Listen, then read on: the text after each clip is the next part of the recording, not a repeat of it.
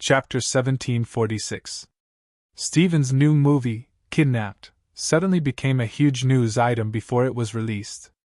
The pre-sales for Kidnapped had already reached $52 million, breaking the pre-sales record. In just one day, this news swept the headlines of all the major entertainment companies. The new movie, Kidnapped, was based on a real case. The people involved in this case were the director of the movie, Stephen, and one of the investors, Rasfa. At that time, this incident had already swept across America, and even the world. After all, Stephen's fame and influence were too great. Furthermore, Kidnapping had always used that real case as a selling point for publicity. They claimed that Kidnapped would reveal more inside information that the police didn't expose at that time. As one of the people involved, Stephen naturally had the absolute right to speak. Using the news of breaking the pre-sales record, the producer and distributor of Kidnapped once again hyped up that case. On the day of the premiere, the pre-sales had already reached $80 million. This made all the other movies released at the same time feel like crying wolf. That was because Stephen's new movie would be released, which meant that their box office would be stolen. Even movies aimed at different audiences were greatly affected. For example, the horror movie Death Foreseen that was released last week. It was completely different from Stephen's new movie, and the audience was also completely different. However, Death Foreseen, which had a box office of $4.5 million the day before, had already dropped by 70% to $1.35 million the day before. The drop was shocking. It was like jumping off a building. Originally, among the 6 major companies, there were 2 mid to low budget movies that were used to attack Kidnapped. But within a day, there was no news of these 2 movies. It was said that the distributors of the 2 movies planned to change their release dates at the last minute to avoid Kidnapped. Because they were also scared by Kidnapped's momentum. Before the premiere tonight, Kidnapped's pre-sales might very well exceed $100 million. Although Portia was in the crew now, she couldn't help but be bombarded with information about Kidnapped. Because in the production crew, they were all discussing Kidnapped. Be it the actors or the crew, they were all discussing it. Portia couldn't help but fantasize about when she could also participate in Stephen's movie. Of course, Portia also knew that it was almost impossible. Even if she was one of the main characters in James' movie. But there was still a huge gap between James and Stephen. Stephen used a shocking pre-sales result to defend his dignity as the world's top director. Portia scrolled through the entertainment news on her phone. Almost all of them were news about kidnapping, or the actual incident at that time. "Portia, it's your turn. Put your phone away." Just then, a crew member came over to inform her. "How unprofessional. I really don't understand what Mr. James is thinking," Eliza said jealously. Of course, only Portia could hear her voice. She had not left the set today because she still had scenes to shoot. Although Eliza had fewer scenes than Portia, her filming time was a day longer than Portia's. As long as Eliza's scenes were more scattered, there were more people who acted with her. The filming method of the film crew was to gather the parts of a scene to film together. It was possible that the opening and ending scenes were actually filmed on the first day. After shooting 2 scenes, Portia let out a sigh of relief. As a newcomer, it was very difficult for him to take on an important role. There were more than 20 NGs in her 2 scenes. But because she was personally selected by James to join the cast, so no one made things difficult for her. Only Eliza kept looking at Portia with jealousy. Just then, Portia received a call. Portia picked up the phone and saw that it was from Gaia. "Hey Portia, are you free tonight?" "Tonight? I'm afraid I don't have time." Because Portia had a night scene with the same scene that was also going to be filmed today. So Portia could not leave the set at all. "What's up?" "The crew I was in wants me to attend the premiere. I want to find a female companion." Gaia remembered that Portia was interested in Hollywood, so she planned to take Portia to the red carpet. "Female companion? You're a female yourself." Portia was speechless. "It'll be more troublesome if I find a male companion." With Gaia's temperament, It would be really embarrassing to walk the red carpet with a pretty boy. There were many men in the gym who wanted to walk the red carpet with Gaia.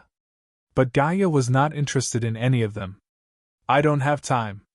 I have a very important job tonight and can't leave, Portia said. If you don't have time, then forget it. Gaia did not need Portia. Her assistant, Ola, could also be her female companion. Portia hung up the phone after saying her blessings. Then, she went back to filming. Portia was busy until 8 o'clock at night. When she got home, it was already 9 o'clock at night. This was the first time Portia felt the fatigue of filming. She was only a side character, and was already under so much pressure. If it were the real main characters, they would have to film 10 times more than her. How much pressure would they have to face? Portia turned on the TV again and switched to the entertainment news. The entertainment news was broadcasting the premiere of Kidnapped. Portia became more and more envious. When could she be like those stars? That night, many young people like Portia, who dreamed of becoming a Hollywood star, fell asleep with their hearts full of fantasies. The next day, Portia woke up early in the morning and was once again flooded by the news of Kidnapped. It was all about Kidnapped breaking the box office record again, reaching $81 million. Breaking the box office record was different from pre-sales. The $81 million of pre-sales doubled the original record. She could imagine how this movie would wreak havoc on the big screens all over the world in the next 3 to 4 weeks. I'll watch this movie sometime, Portia muttered to herself, but then she suddenly thought of Gaia. Right, the movie that Gaia participated in was released yesterday too. I should go support Gaia's movie. Portia then realized that she did not know what movie Gaia was participating in. Could it be that Gaia was embarrassed to tell her? That's right. She participated in a movie that failed completely. It was indeed embarrassing to tell her. It was better not to trouble her. Chapter 1747. Portia finished the day's filming. It was much smoother than yesterday. She seemed to get into the mood more easily. But as soon as she got into the mood, all her scenes were completed. Portia rested in the crew and watched the other actors. She mainly wanted to learn. Portia's acting skills and abilities were the lowest in the entire crew. This was a well-known fact. But she had James as her backer. In fact, Portia didn't even know. James wasn't her backer. In the past 2 days, the crew had been saying that Portia had slept with James. Portia knew it was a rumor. But she couldn't do anything about it. Even if she explained, no one would believe her. She also knew who started the rumor. It was definitely Elisa's work. Just then, someone patted Portia's shoulder heavily. Portia was watching the filming in front. Caught off guard, she was almost scared out of her wits. Hi Portia, you're here. Portia turned around and realized that it was Gaia. Gaia. Why are you here? I should be the one asking you that. Why are you here? Did Chin send you here? Gaia asked in confusion. At this moment, Elisa saw Gaia's face and immediately went up to her. Portia, you've brought an irrelevant person to the crew again, and she's even disrupting the filming process. Do you really think that no one can stop you? Elisa raised her voice on purpose, as if she was afraid that the crew didn't know her. Portia blushed and whispered, Gaia, let's go. Let's talk over there. You go first. I have something to do, Gaia said. What? You don't think I'm here for you, do you? Gaia glanced at Elisa. Who's this idiot woman? Who are you calling an idiot woman? Do you know where this is? Elisa raised her voice even higher. This time, she really affected the progress of the filming. Let's take a 10-minute break. James stood up from the director's chair and walked over. Ms. Gaia, hello? You're here. Hello, Mr. James. Gaia shook hands with James. Gaia and James were not familiar with each other. During the filming of Abduction, James had come over to help with a few scenes, including Gaia's scenes. In addition, Gaia was the motion director for Abduction, so they had interacted before. This time, James also needed some action support. He had a good impression of Gaia. Gaia was a very creative person when it came to choreography. That was why he had asked Stephen for Gaia's contact information. Elisa's expression changed when she saw that Gaia actually knew James, and that James was the one who called her over. Portia was also surprised that Gaia knew James. "Ms. Gaia is the choreographer I hired. Your name is Elisa, right? You'd better keep a low profile in the crew. Don't think that I don't know what you're up to." James glanced at Elisa. He was just too lazy to ask about Elisa's little tricks, but it did not mean that he was completely unaware of them. James had been an assistant director for more than 20 years. He knew the dirty tricks in a crew like the back of his hand.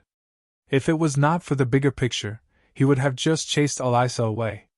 James would rather have an actress like Portia, who did not know anything but kept a low profile. He would not have an actress like Elisa, who only had a little bit of experience and acted lawlessly in the crew. Gaia's visit this time was purely due to their friendship. She did not receive a single cent in return. It was completely voluntary. Who was Gaia? She might not have been famous in the past, but she was not completely unknown now. Abduction was like a box office record shredder. Box office records were broken one after another. For example, the first day box office yesterday. Abduction had already broken the first day box office and reached $150 million. It had reached $150 million US, and on all the major media platforms, Kidnap's ratings were also very high. Now, no one could guess where Abduction's ending point would be. Several movies had already quietly changed their release dates, all to avoid Abduction's sharpness. And Gaia, as an important character and also the choreographer, also received a lot of attention. To put it bluntly, Gaia's current status was higher than most of the actors in this crew. "Gaia, I'm sorry for offending the actors just now." Gaia shrugged. "It's fine. Let's talk about the filming. Portia, I'll go first. We'll talk when we're free." "Oh, okay." Portia nodded somewhat stiffly. After James and Gaia left, Portia looked at Elisa mockingly. "No matter how happy you were, you would still be the one who suffered in the end." Elisa was even more furious. She realized that she always suffered in front of Portia. It seemed that from the day of the audition, she could not gain any advantage over Portia. Portia did not leave. Instead, she stayed with the crew. Only then did she know that Gaia was the choreographer hired by James. Their movie, Apocalypse Now, was not an action movie, so they did not hire an action director. Gaia's work was not much. It was just a few ordinary fighting scenes. Portia waited until the crew finished before looking for Gaia. "Gaia, let's have dinner together." "Okay." Gaia nodded. "By the way, do you want to watch the movie I'm in?" "Sure." Since Gaia invited her, Portia would not refuse. Actually, she also wanted to see what movie Gaia was in. But she also knew that all the movies that were released at the same time as Kidnapped had become cannon fodder. The movies that were released the week before Kidnapped had their box office halved again and again. The daily box office fell by more than 80%. If it was a small, unknown production, the outcome would be even more tragic. It might not even reach $100,000 US in a single day. It was even possible that they wouldn't even get a screening. That was the scary thing about Kidnapped. The media was singing praises. Even the competitors in the box office gave up. Now that Stephen was in the limelight, no one wanted to be on bad terms with him. Even the big six of Hollywood wanted to work with Stephen. Although they were sniping Stephen's movies, it did not mean that they were his enemies. Sniping other movies was a tradition in Hollywood. After all, everyone was in the same industry. Also, they were trying to prevent Stephen's studio from getting bigger. Chapter 1748. After dinner, Portia and Gaia went to a movie theater. After getting out of the car, Portia saw Gaia put a hoodie on her head and a cap on top of it. Seeing Gaia's behavior, Portia secretly laughed. Gaia's action looked like a superstar going to a public place. Did she think she was a superstar? Of course, Portia did not point it out. However, before entering the theater, Portia suddenly saw the trailer of Abduction playing on the big screen at the entrance. In the trailer, she happened to see a figure. It was only a few seconds, but the appearance of the figure was full of power. Gaia? Portia's mouth fell open as she looked at the big screen in shock. Although the scene had already passed, Portia could not calm down for a long time. That was Gaia, right? That was Gaia in the scene just now, right? Gaia directly landed on the roof of the kidnapper's car and killed the two bodyguards in a cruel and violent way. Then, she grabbed Stephen's actor by the neck and lifted him in the air. She even said a line. "Good evening, great director." Gaia's movie was Abduction? She was also the motion director for Abduction. Portia's face was full of shock. How was that possible? Gaia actually played a very important role in such a heavyweight movie. No wonder. No wonder Gaia wore a cap. Portia was still in a state of shock as she watched the entire movie. The movie was very exciting. To an amateur like Portia, this was the perfect commercial movie. Gaia had a lot of scenes, and she was also the only person who had tortured the three main characters in the movie. At the same time, she was also the main antagonist's top fighter. Every time she attacked, it was full of explosive visual impact, even a kind of extreme beauty of power. In Abduction, the three main characters were the two old men who played Rasfa and Stephen, and the Chinese bodyguard. The two old men's characters were very clever. They were old friends with many years of grudges, and they competed with each other. Although Gaia was the antagonist, because of the character setting and the heavy editing, Gaia had a slight tendency to be the antagonist. Her role and strength were very important. In the beginning, she defeated the bodyguard. In the middle, she fought the bodyguard to a draw. In the end, the bodyguard defeated Gaia in an explosive battle.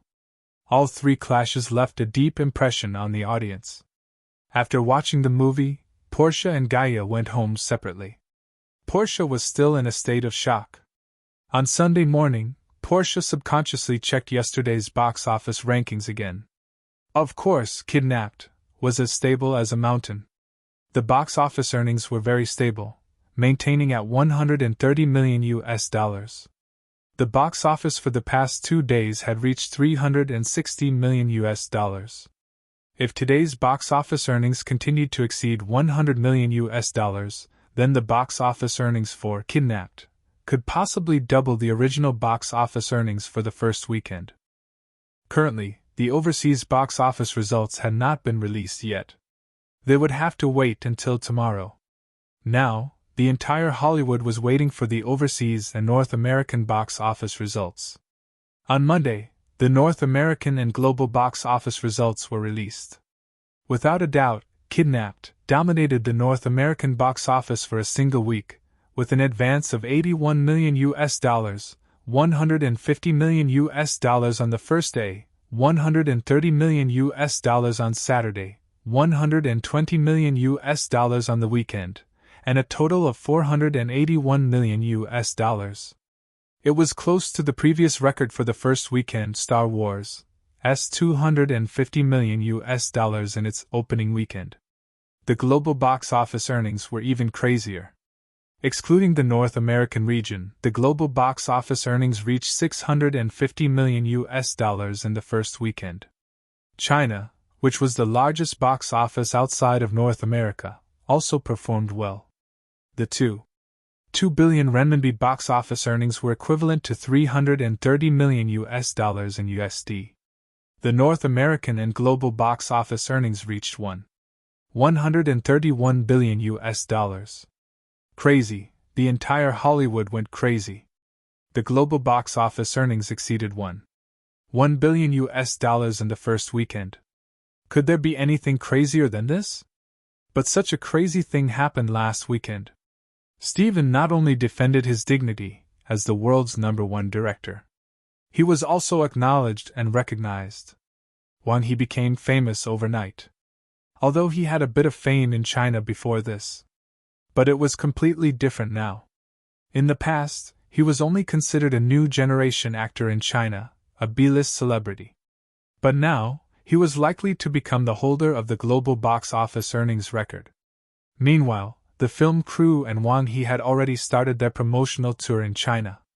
In China, Wang He was, of course, the main character. In fact, his promotional priority was even higher than Stevens'. After all, China was Wang He's home ground, and the Chinese audience's recognition of Wang He was much higher than others. Not returning home after getting rich was like walking at night in brocade clothes. Wang He's promotional tour in China could be said to be as high profile as possible. The Chinese media also did their best to praise Wang He, treating him as the new king of the Chinese entertainment industry. On Wednesday, Stevens suddenly came to Mingwei Villa. His assistant and bodyguards even delivered big and small bags to Mingwei Villa. "Steven, weren't you busy with the promotional tour? Have you finished your promotional tour in Asia? How is that possible? I remember that you only arrived in China the day before yesterday. Even if you were Superman, you couldn't have run to all the promotional spots in Asia, right?" "I had no choice. I only went to 2 cities in China and ran back overnight." Stevens' face was full of fatigue. But under Stevens' tired face, there was also a hint of excitement. "Why? Are you sick? I don't see how you're sick." "I'm not sick. I just came here to hide for a few days," Stevens said helplessly. "Do you know how many investors came to me the moment I arrived in China? After I left China, I went straight back to Los Angeles, but my door was already blocked by reporters and many investors. I feel like the whole world has gone crazy. Then I'll help you destroy the lucky coin. Then you won't have to worry about this." "Piss off."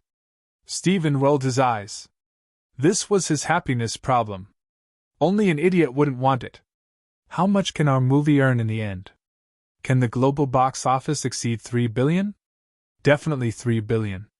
Let's see if it can exceed 4 billion now. How much money will the 3 of us get in the end? After deducting the commission from the theaters and distributors, we'll get about half of the box office in North America. The global box office is more complicated. Each region's share is different, so we have to calculate it. But we'll definitely get 10 times the profit of our initial investment," Stevens said. "Chen, let's work together on the next movie. Let's talk about it later. If you make such a foreign movie again, you'll become the public enemy of Hollywood." 9 Heaven's Divine Emperor. Chapter 1749. Stephen thought about it. That was true. It was enough to play outside the circle once or twice. If he played too much, he might be ostracized by Hollywood. Even as the legitimate king of directors, he couldn't go against Hollywood's rules. "You should rest for a while," Chen Zhao said. "After all, my lucky coins are limited. I only have a few now. If you make 1 movie a year, I won't have many coins for you to spend." Stephen thought about it. That was true. Moreover, Chen Zhao had invested in the movie this time, so he'd given him 2 lucky coins. Why would Chen Zhao give him one next time? In the last movie, Chen Zhao had given him a lucky coin unconditionally to save him. Stephen calmed down very quickly. He knew better than anyone the value of a lucky coin. Under normal circumstances, would the box office have such a huge chance of exploding? That was clearly impossible. Stephen secretly made up his mind. He had to get Chen Zhao to invest in his next movie. With his influence and charisma, he could negotiate with any of the big 6.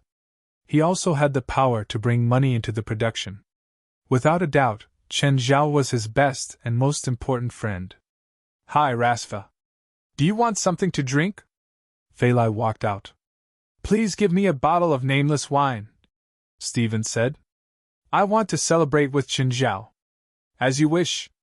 Fei Lai turned and walked back in.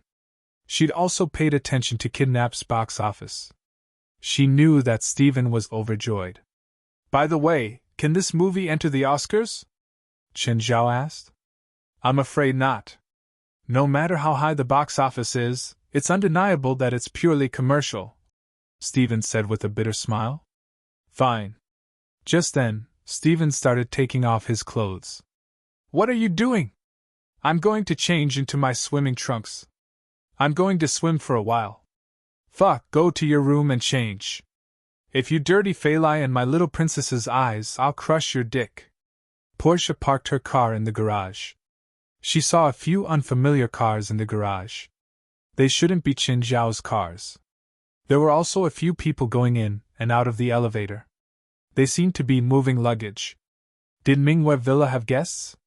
Portia went to the living room and saw Qin Zhao talking to an old man in swimming trunks in the yard. Portia rubbed her eyes. That old man is Mr. Stephen? The king of directors. Portia rushed out of the living room and into the yard. It really is Mr. Stephen. Boss, Portia called out. Stephen and Qin Zhao turned around and saw Portia's excited face. Mr. Stephen. Hi. Hello?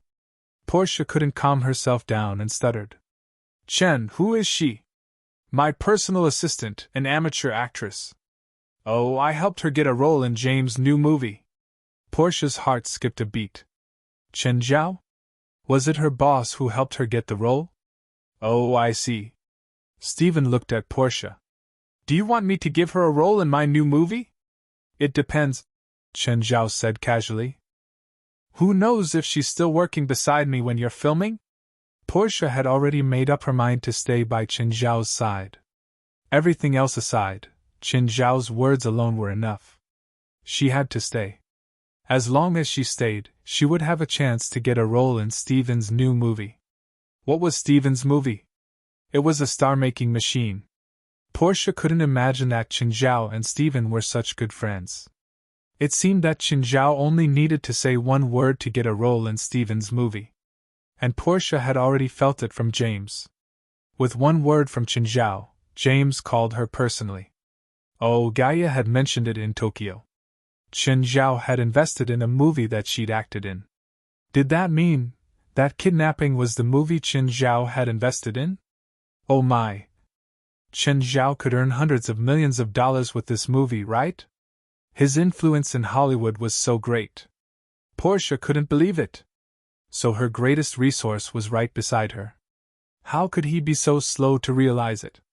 Portia watched as Qin Zhao and Stephen ran to the yacht with their arms around each other's shoulders and then jumped into the sea. Unfortunately, she couldn't get close to Stephen. After all, Portia was only Qin Zhao's personal assistant. Even if she tried to get close to him, Stephen might not even respond. Stephen, do you want to see my new pet? Qin Zhao looked at Stephen, smiling. Soaking in the sea, Stephen raised his head. Hearing Qin Zhao's words, his interest was piqued. He knew that Qin Zhao liked to raise strange pets. Moreover, all of them had been trained by Qin Zhao to be extremely obedient. Sure. Is it at Mingwei Villa? No, it's in the sea. Sea? Dolphins? Qin Zhao chuckled. I have dolphins too, but there are others. Just then, the dolphin family appeared not far from Stephen. Wow, they're really dolphins! Stephen exclaimed in surprise. I love dolphins. The dolphin family swam to Stephen. Stephen, do you remember that groundbreaking summer movie?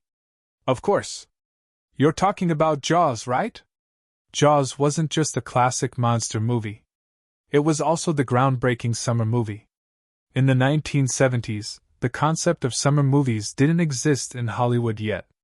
It was the release of Jaws that created the hottest summer season in North America. From then on, the summer movie became a period that all the major Hollywood film companies fought over. In addition to the summer holidays for students, it was also a break period for major sporting events. Therefore, the public turned their attention to the movies. Why did you bring this up? Stephen asked, confused. You'll know the reason soon. Qin Zhao grinned. Stephen suddenly shuddered. He had a bad feeling about this. Just then, the dolphin family, who were having fun, suddenly dispersed. Stephen looked into the distance and saw a huge fin appear on the surface of the sea. Instinctive fear spread through Stephen's body. Shark, shark, shark, run!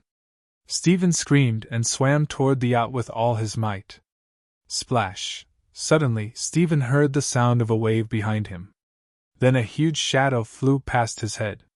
Stephen looked up and saw the huge white belly of the fish. Splash! The big white shark, Old Guan, jumped over Stephen's head. Stephen was stunned for a moment. Chapter 1750. Stephen looked around for Chen Zhao with his mouth open. He realized that Chen Zhao was looking at him with evil intentions.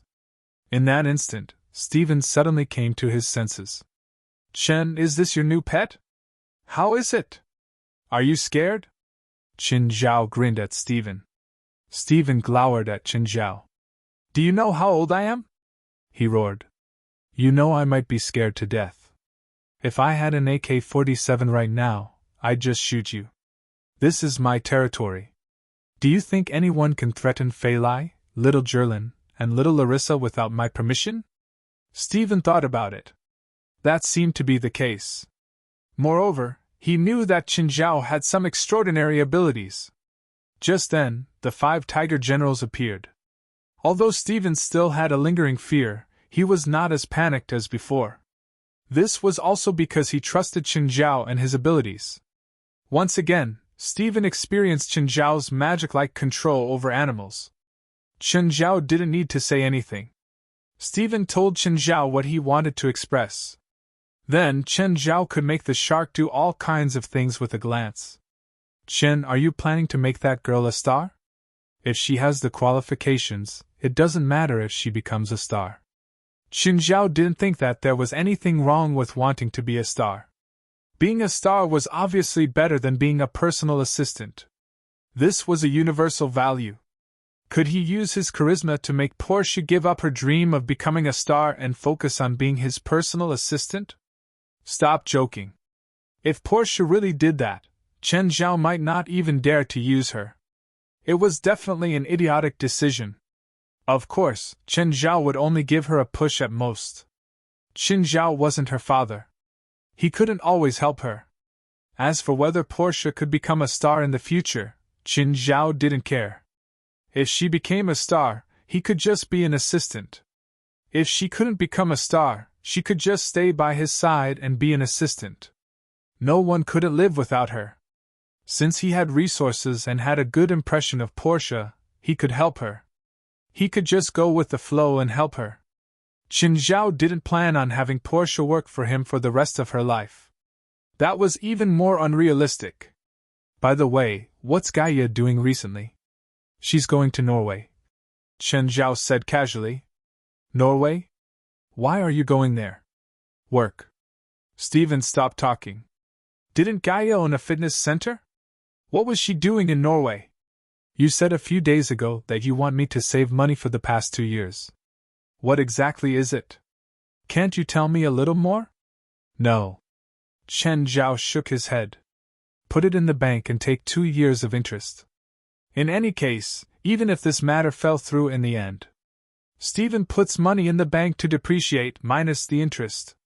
Even if it was $1 billion USD, Stephen would only lose 10 million USD at most. This amount of money was nothing to Stephen, especially since they had just earned a large sum of money. If Stephen were to accept an endorsement, or do an advertisement, he would be paid $20 to $30 million. Moreover, Stephen also had endorsements. Although he was the director, he was the most influential director. The king of directors, the god of directors, the king of box office, and so on. Whenever he appeared in front of the media, even a sneeze would make the headlines. So, his endorsement fees couldn't even be compared to A-list celebrities. Of course, as a product spokesperson, there was a contract that stipulated how many times he had to appear in front of the media every year. Stephen wanted to stay at Chen Zhao's place for a long time, but in reality, he was thinking too much. He brought luggage of all sizes. If it were a normal family, they would be moving. In the end, he was called over by Rasfa the next day. Rasfa was so busy now that his feet couldn't even touch the ground. He was the investor of Kidnapped, the party involved in the previous case, and PLM's distributor. He kept accepting interviews from all kinds of media outlets. In the past, as a CEO, he wouldn't accept interviews. But Kidnapped's returns were too high. He was also asked to cooperate with the publicity and had to participate in all kinds of interviews. In the end, as the main publicity point, Stephen actually hid in Mingwe Villa. How could Rasfa bear it? I'm here helping you with the publicity, but you're hiding in Chen Zhao's house to enjoy yourself? Rasfa sent a few burly men to drag Stephen out of Mingwe Villa. One had to admit that Stephen's influence was huge. He was also in the middle of a volcano. After disappearing for 2 days, the moment he reappeared in front of the media, Stephen was once again on the front page of the various newspapers. Not to mention Stephen appearing in person, even if some media outlet revealed the direction of Stephen's next movie, it would still be on the headlines. Stephen was interviewed for an announcement, and hadn't left the TV station yet. DSN, one of the big six, came to him. Stephen could pick the script, or write it himself. The screenwriter would still pay for it. The casting and editing rights would all be given to him, as long as Stephen was willing to use their brand. Of course, Stephen listened to Chen Zhao's suggestion. He planned to rest for a while first. It wasn't just DSN. The other companies also acted upon hearing the news. Not just the big six, but the other second-tier film companies also wanted to pull Stephen into their camp. Even the big management companies were frantically trying to contact Stephen. Stephen had his own manager. But in Hollywood, it was normal to have a manager. Which company didn't want Stephen to join them? If Stephen joined their company, it would be a piece of cake to get 2 or 3 important roles in every movie. Even a sly old fox like Stephen couldn't handle it. It was mainly because the box office explosion this time was too shocking. All the box office records were destroyed like paper. A brand new, almost unshakable box office record was erected there. Everyone was saying that only Stephen could rewrite the records again.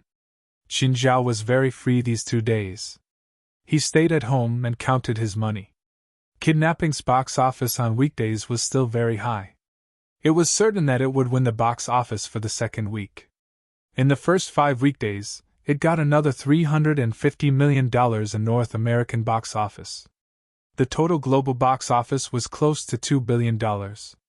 Just then, West told Chen Zhao that they were ready to go to Norway. This was the second time after the trip to Tokyo that they were all moving out. Chapter 1751. Chen Zhao arrived at the headquarters. West, when do you plan to go to Norway? As soon as possible, West said. A week ago, there was news from Norway. Someone found a giant in the Norwegian forest. A week ago? Chen Zhao asked. Has no one succeeded yet? Not yet. Rumor has it that the giant has power as terrifying as Tamamo no Me. Chen Zhao furrowed his brows. Will it be too difficult? Chen Zhao was still worried. The supernatural organization's lineup was complete now. Chen Zhao was very satisfied with this. Chen Zhao didn't want to see any casualties. Chen Zhao wasn't like the person in charge of the counterterrorism department. He wouldn't let half of the psionic team die to build confidence. So, Chen Zhao wanted him to come along. If something went wrong, Chen Zhao would attack directly.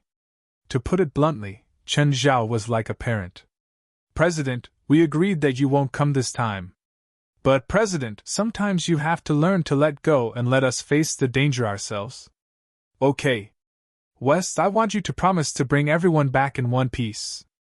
Chen Zhao looked at West solemnly. I mean every single one of them. If anything changes, call me immediately. I'll fly to Norway directly. I know. West was very satisfied with Chen Zhao as a responsible president. He'd chosen Chen Zhao back then and Chen Zhao hadn't let him down. But Chen Zhao had his own problems. He was too protective of the people in the association. A team that didn't know how to face danger and thought of Chen Zhao first when there was danger would never achieve greatness. Actually, to West, the psionic team's choice wasn't wrong. Through casualties and danger, the psionic team could grow. Of course, if West and Chen Zhao said to let half of them die first, Chen Zhao would probably fill the sea with his dead first. West didn't really want to use death to inspire courage in his own people. The choice of the Scarlet Red mission had been discussed and researched with Qin Zhao many times. West finally convinced Qin Zhao. Tomorrow, the entire association would go to Norway. Of course, Aduz wouldn't go this time. Adonis intended to stay and watch the house. At this moment, Klaus came in from outside. President, I've completed the task you gave me last time. In the next 2 or 3 days, someone will be coming over to install the speed measuring device. However, we're flying to Norway tomorrow, so I've left your contact information. Okay, I'll transfer the rest of the payment to you. You can transfer it to the arms dealer later. Then, Qin Zhao left the headquarters. Edos was playing with Gaia's son, Evans. The old man was the mascot of the association.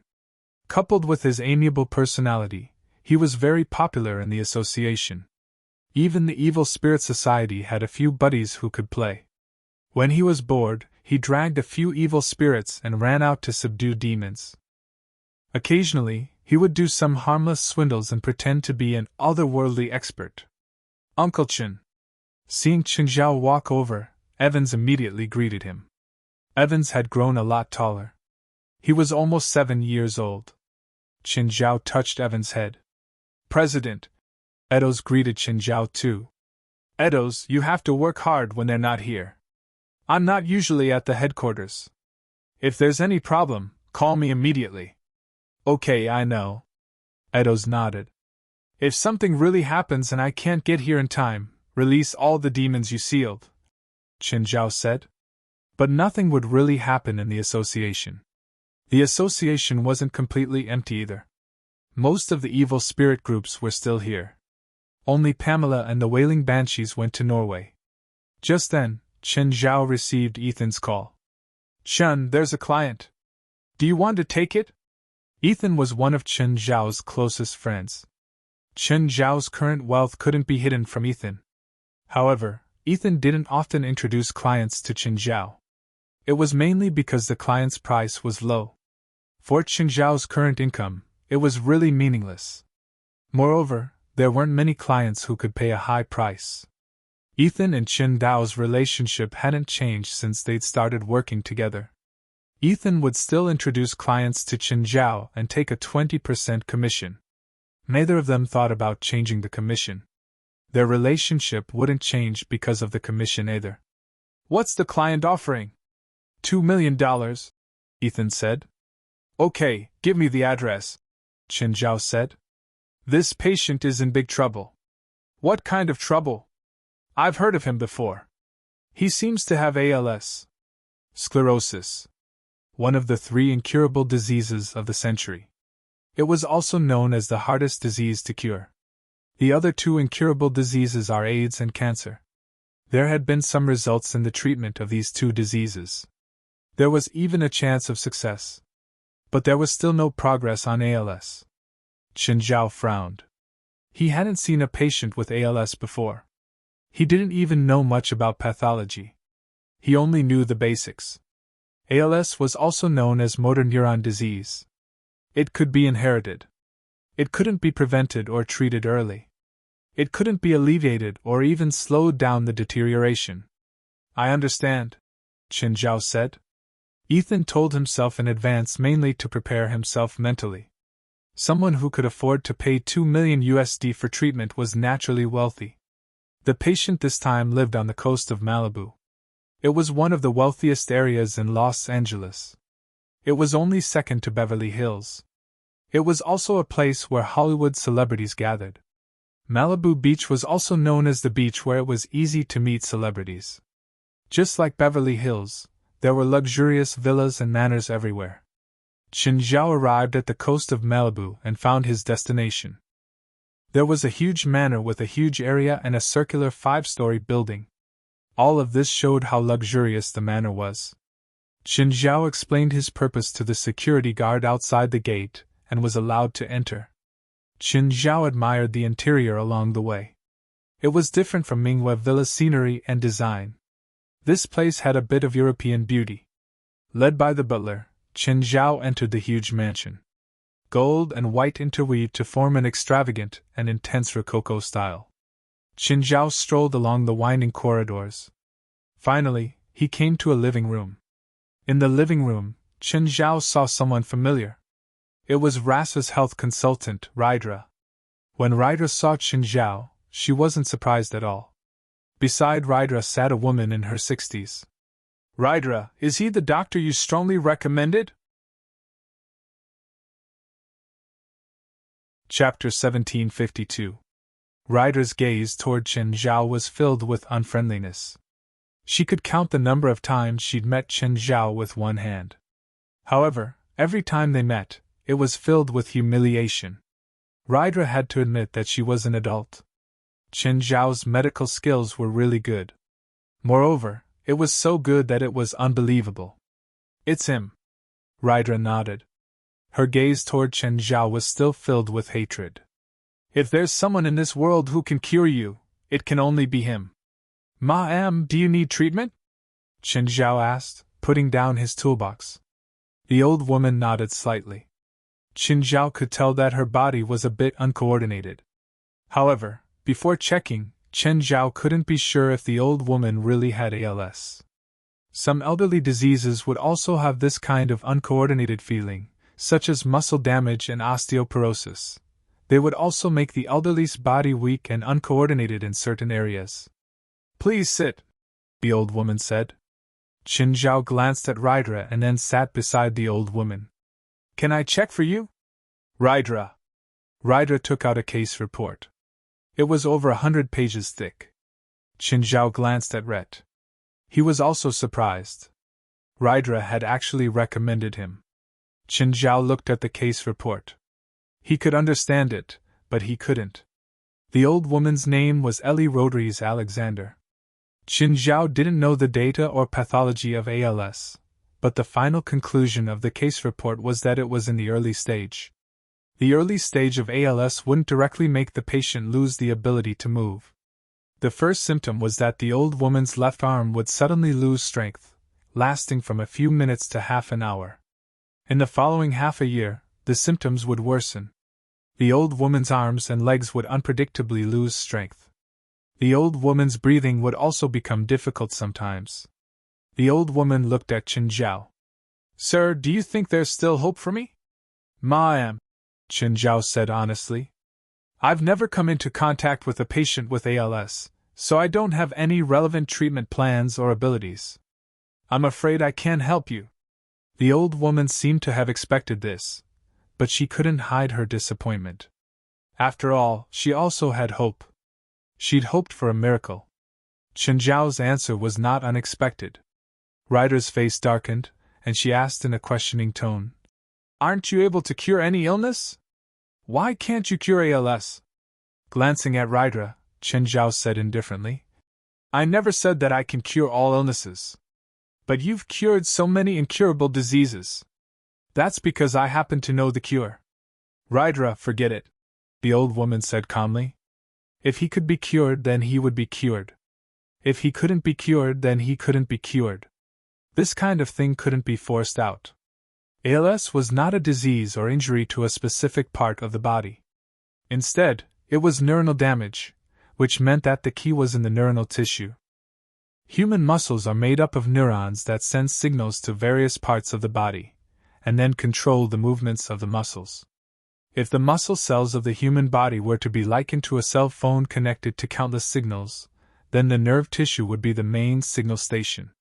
Since the main station had malfunctioned and could no longer connect or send signals, all these phones had turned into bricks.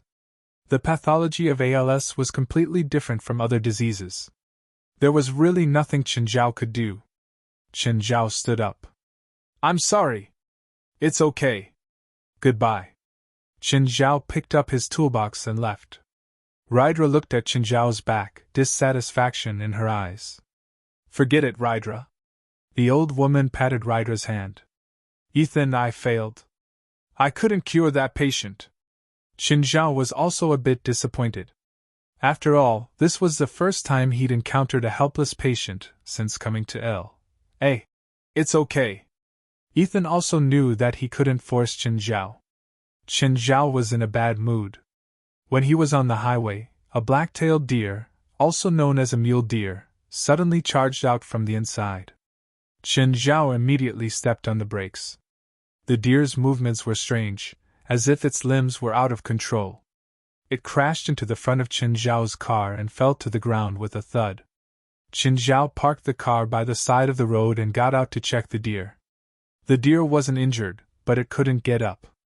Its limbs kept kicking. Chen Zhao looked at the black-tailed deer in confusion. Chen Zhao rubbed his chin and thought for a while. The black-tailed deer looked like a patient with ALS. Chen Zhao went up to comfort it, and then carried it to the back of the car. Deer, deer! When Zherlin saw Chen Zhao carry the deer back, she couldn't contain her excitement. The small pets at home couldn't satisfy her needs anymore. Now that she saw a deer, it immediately caught her attention. When the other pets saw the deer, they all surrounded it. Princess thought that Chen Zhao had brought them food. They were already drooling. Chen Zhao guessed that Princess had eaten the deer before. However, Chen Zhao still chased them away. The deer was so scared that it curled into a ball, not daring to get up. When Fei Lai saw the deer, she walked out with little Larissa. When little Larissa saw the deer, she had the same expression as her sister, joy and excitement. It was like seeing a new toy. Chen, are you going to adopt a new pet? Fei Lai didn't object. Their house was big enough. They could have any pets. As long as it wasn't a mouse, Fei Lai was very tolerant of other pets. I'm going to study it. You're going to dissect it? No, of course not. I just encountered a troublesome disease and happened to find this mule deer on the way. It seems to be the same as the patient I met before, so I brought it back. Is it sick? It looks pretty healthy. ALS, Chen Zhao said. Butler, search for ALS. ALS was a sudden disease at first.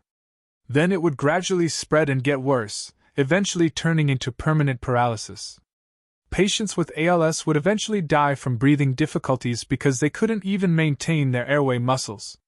Therefore, many patients would choose euthanasia. Even for church members, suicide was a great sin.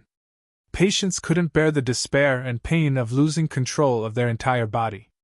As the butler projected the search results on the wall, Chen Zhao had a deeper understanding of ALS.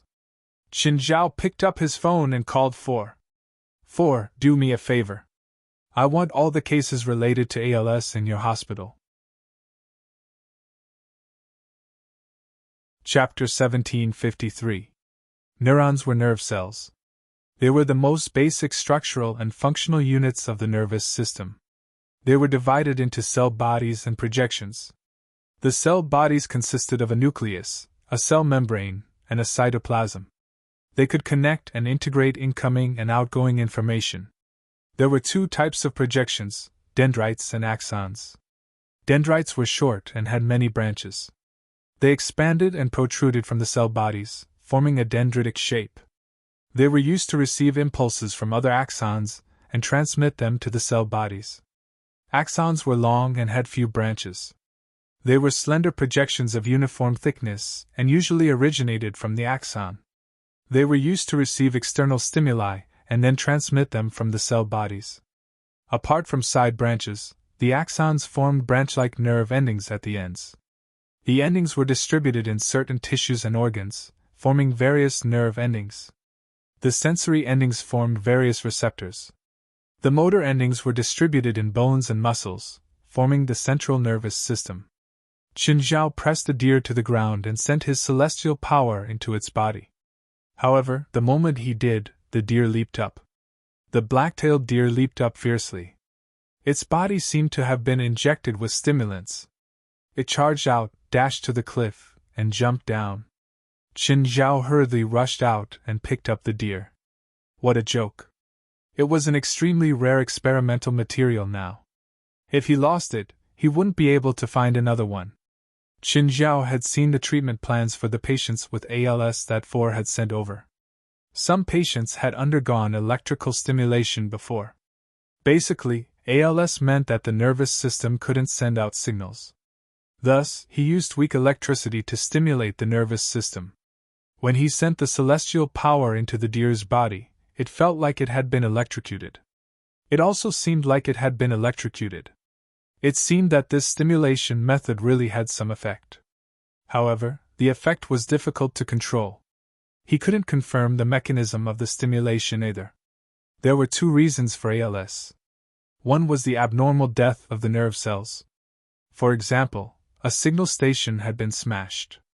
The communication company was going bankrupt and didn't pay the repairmen, so no one came to fix it. Sports injuries or the elderly were all like this. The other was hereditary. The nerve cells would shrink, which meant they were disabled. Chen Zhao wasn't sure if his celestial power had stimulated the nerve cells or sent signals on their behalf. Nerve cells controlled muscle movement. Basically, it was the same as a signal station sending signals to the user. The ultimate solution was to recover the nerve cells, so that the central nervous system could move again. Repair the nerve cells. How? Nerve cells were distributed throughout the body. Acupuncture? Through acupuncture, immortal energy was transmitted into the body to stimulate the nerve cells to become active again. Malibu Manor young man stood in front of Ellie Rodriguez Alexander. Grandmother. You're Lohir? The old woman couldn't recognize him. After all, they hadn't seen each other for almost 20 years. The last time they met, Lohil was only 2 years old. But then Lohil's mother passed away. As for his father, he brought Lohil to emigrate to England. Since then, the old woman had never seen her grandson again. However, even after 20 years, the old woman could still vaguely see the shadows of her parents. It's me, grandmother.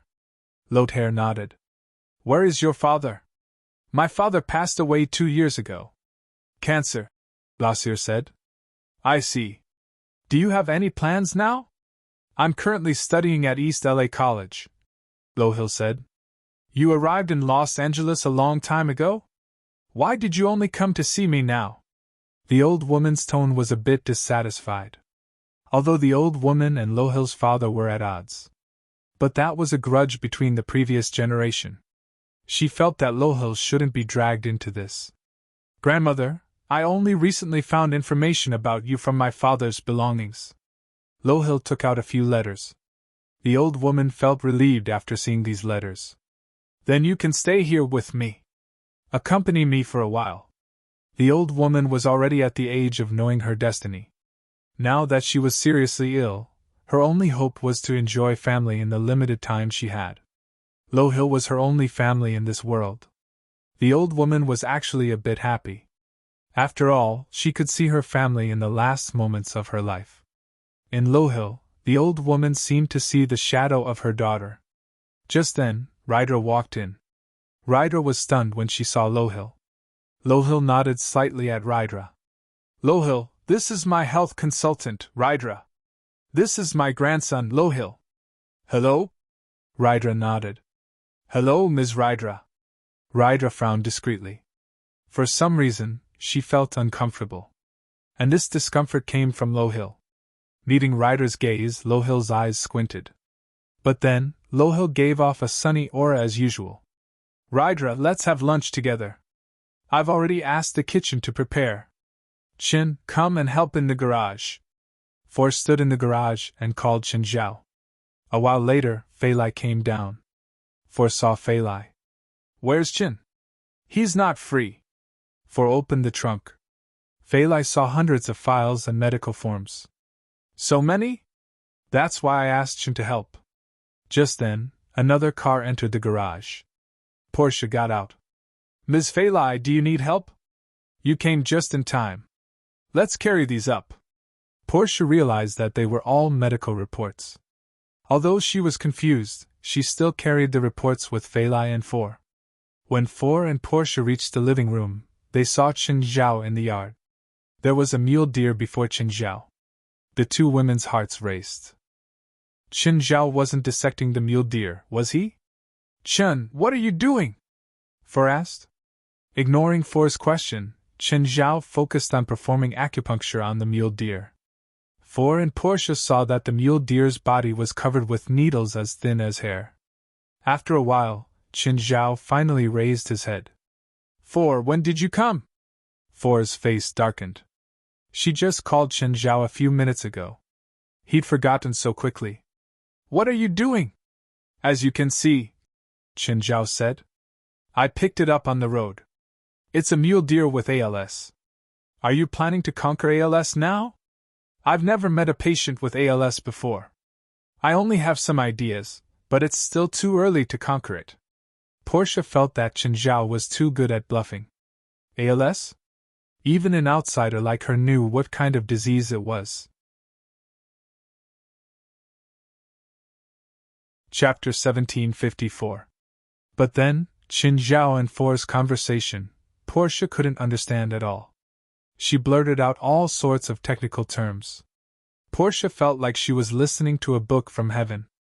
Why are you suddenly interested in ALS? Four asked. Is it because of this mule deer? Look, I'm very caring. He went to see a patient today and encountered his biggest challenge in his career. A patient with ALS. Feilai walked out with a few bottles of beer. Only Qin Zhao didn't take the beer. Feilai knew that Qin Zhao never drank beer at work. Boss, you pricked this deer with needles. Are you sure it won't die? Don't doubt the boss's ability. Qin Zhao glanced at Portia. To be honest, this kind of treatment was too exhausting. Plus, Qin Zhao wasn't confident. Qin Zhao started putting away the needles one by one. The moment the last needle in the vagus nerve was withdrawn, the mule deer sprang up and crashed into Portia. Ah! Portia screamed in pain as she was knocked over. The mule deer continued running. It was about to hit Jerlin. In the end, a gigantic palm slapped over and sent the mule deer flying. Roar! Princess roared and bared her fangs and claws. The mule deer was so scared that it turned around and ran, burrowing into the bushes nearby. However, Mingwei Villa was full of danger. A few seconds later, the mule deer ran out of the bushes in fear. Whoosh! A series of densely packed sounds came from the underbrush. Portia was also shocked. What's in there? Why do you care so much? Drink your beer. Qin Zhao glanced at Portia and dragged the mule deer to the ground by its neck. It was a female mule deer. She was close to adulthood, but she wasn't very strong. She was probably only 60 centimeters tall and her slender legs kept kicking. Most of the pets in the house were bigger than her. Even those that were younger than it were all extremely fierce and vicious. After all, apart from King Kong, no one in the house was vegetarian. King Kong was a vegetarian, but it had a bad temper. Even though Qin Zhao had already comforted it, it was still in a state of fear and agitation. Qin Zhao's comforting was completely useless. This place was too scary. To it, this was hell. Hua hua! Just then, a rustling sound came from the grass. Raymond hid in the bushes. Portia's scalp went numb. Boss, are there any pets in the bushes that I haven't seen before? Portia asked nervously. For some reason, Portia felt terrified. Val knew what it was. As for Portia, there were still 2 pets in the Bright Moon Villa that she had yet to see. One of them was King Kong. King Kong usually played in the forest behind the Sandro National Park. The other one was Raymond. After shedding his skin last time, Raymond's body had grown a little exaggerated. That was why Raymond usually didn't see any visitors. Even Portia, who came here every day, did not know that there was such a terrifying existence in the Bright Moon Villa. It's better if you don't know, Qin Zhao said, glancing at Portia. Hearing that, Portia was both scared and curious as she approached the bush. Suddenly, Portia's hand was tugged. Portia, don't look, Feilai said. You'll be scared.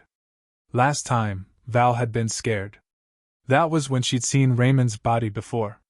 If Portia, who was completely unprepared, saw Raymond, who knew how she would feel?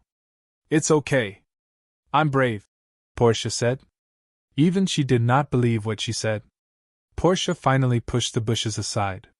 She finally saw what was in the bushes. Raymond was right in front of her, and what scared her the most was that Raymond had a mule deer in his mouth. Portia was still scared, even though she'd been mentally prepared. However, the impact that Raymond had on her was too great. A colorful body, a terrifying snake head, and a scene of him eating. All of them were visually shocking. Let's get to know each other. It's called Raymond, Failai said. Raymond, say hi to Portia. You've seen it before anyway. Suddenly, with a crunch, Raymond bit off half of the mule deer in his mouth and spat the other half at Portia's feet. With a thud, Portia sat on the ground. All the pets in the family were like Qinzhao. They all had the bad habit of bullying strangers. Failai went up to help Portia up. You wanted to know it. Now you're scared again. Ha. Ha. Portia could not stand up. If you don't listen, I'll feed you to Raymond. Do you understand? Qinzhao said. I understand. Qinzhao looked at Portia. I'm talking to the deer. Why are you talking? How is it now? Failai asked. I tried to repair its motor neurons, but I don't know how it's working. Qinzhao patted the mule deer. I need to observe it for a few days to be sure. Qinzhao needed to see if the female mule deer would act up again. After injecting some immortal power into it, the mule deer was clearly very excited. Of course, the immortal power also expanded its senses and emotions, such as fear. However, the immortal power would not stay in its body forever. Qinzhao wasn't sure if the motor neurons would decline again after being reactivated this time. Qinzhao stroked the mule deer and it gradually calmed down beside him. Boss, if there's nothing else, I'll go first. No. Qinzhao interrupted Portia. Facing Qinzhao's dominance, Portia could only give up.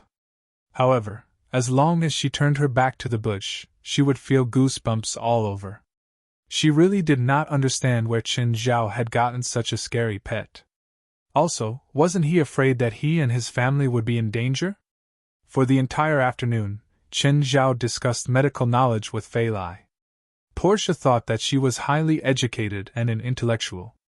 However, she could not even understand Qinzhao and Failai's conversation, let alone interrupt. Failai, is the boss still a doctor? He's an illegal doctor. Illegal doctor? But he's so rich. I'm interested, Failai said matter-of-factly.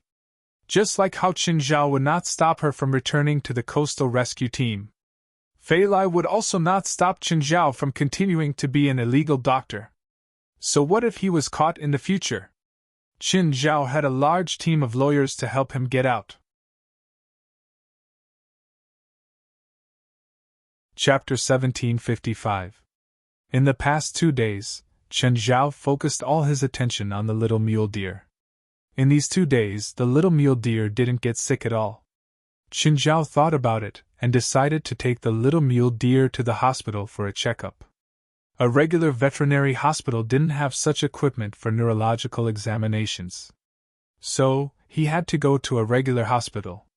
Qinzhao contacted For and borrowed the hospital's equipment. The next day, Qinzhao took the little mule deer to the hospital. Qinzhao was already very familiar with Chantilly Hospital. After telling the director said it was fine. Director Kathuri was by Qinzhao's side. Mr. Qin, what's wrong with your pet? Neurological disease. Qinzhao didn't elaborate. Kathuri didn't ask. He watched as the little mule deer was sent into the ring-shaped X-ray machine in the examination room. Just then, Qinzhao's phone rang. Hi Qin, it's Alex. Yes? Do you know Rydra? Rydra? I think so. Why? Qinzhao asked. She wants to see you, Alex said. See me? Why would she call you to see me? Qinzhao was confused. Anyway, he didn't understand the logic behind it. His work phone was with Portia and his personal phone was with him. He couldn't find Alex no matter what, right? Because she's in prison. What? She's in prison? What happened? Qinzhao was confused. Wasn't she fine a few days ago? How did she end up in prison in a few days? Poison. Poison? Qinzhao was even more confused. Who did she poison for? Ellie Rodriguez Alexander, the founder and largest shareholder of the world's largest shopping mall, the United Shopping Mall. She is currently unconscious and her life is in danger. Once Ellie Rodriguez Alexander dies, Rydra will be charged with first-degree murder. Qin Zhao frowned. Rydra poisoned? He wasn't familiar with her, but he didn't believe that Rydra would poison someone. Does she want to see me? Yes. You didn't ask her to do it, did you? If so, you better tell me the truth so I can help you get away with it. Fuck off. The report wouldn't be out today, so Qin Zhao sent the deer home first. Coincidentally, the prison where Rydra was being held was under the jurisdiction of Caprice. Qin Zhao greeted Caprice. Then, under Caprice's arrangement, the two met in an isolation room. When he saw Rydra again, her face was full of fatigue. It seemed that she was in a very bad state of mind these 2 days. Ms. Rydra, I heard that you wanted to see me. To be honest, I was really shocked when I heard that you were sent to prison. Tell me, what kind of grudge do you have with that Ellie Rodriguez Alexander? You actually poisoned her? Qin Zhao teased. That's right. Rydra slowly raised her head. Her eyes were filled with despair and bitterness. I didn't poison it. Do you believe me? I don't believe you. Qin Zhao didn't know Rydra very well. The few times they met, they parted on bad terms. The last time was the most peaceful they had been since they met. However, Qin Zhao did not really believe that Rydra would poison him. Of course, he didn't have any evidence to prove this. That's true. Rydra's face was filled with bitterness. You said that you didn't poison her, so why were you locked up? Because I found a mercury-like substance in the medicine that Ellie Rodriguez Alexander usually takes. I also found some refining equipment in my house, as well as some medical purification elements. What kind of equipment? Equipment that I use to refine some chemical elements. What do you need that for? Rydra looked up at Qin Zhao. Don't tell me you don't have that thing in your house. I do, but I use it to make medicine. You should know my identity. What's wrong with me having that thing? Just like you. I use it for whatever you use it for. Wait. You changed professions? Qin Zhao looked at Rydra in surprise. Yes. In the past year, I've also been an illegal doctor, Rydra said. And we have the same agent. Ethan? Yes. Rydra nodded. Even if it's true, I can't prove that you didn't poison her when you called me here. I can help you. Of course, if you want to reduce your sentence by a few years, I can recommend you a lawyer, but she's very expensive. I hope you can save Ms. Ellie Rodriguez Alexander. Can she prove your innocence? No. Even if she wakes up, she can't prove it. What's the point? You still can't get away with it. Ellie Rodriguez Alexander treats me very well. I don't want her to die. Also, if she dies, I might be charged with first-degree murder. Which hospital is she in? I don't know. I'll think of a way. It's within my abilities. Thank you. Qin Zhao was about to leave, but he suddenly paused. Do you have any suspects? Rydra lowered her head and thought for a moment.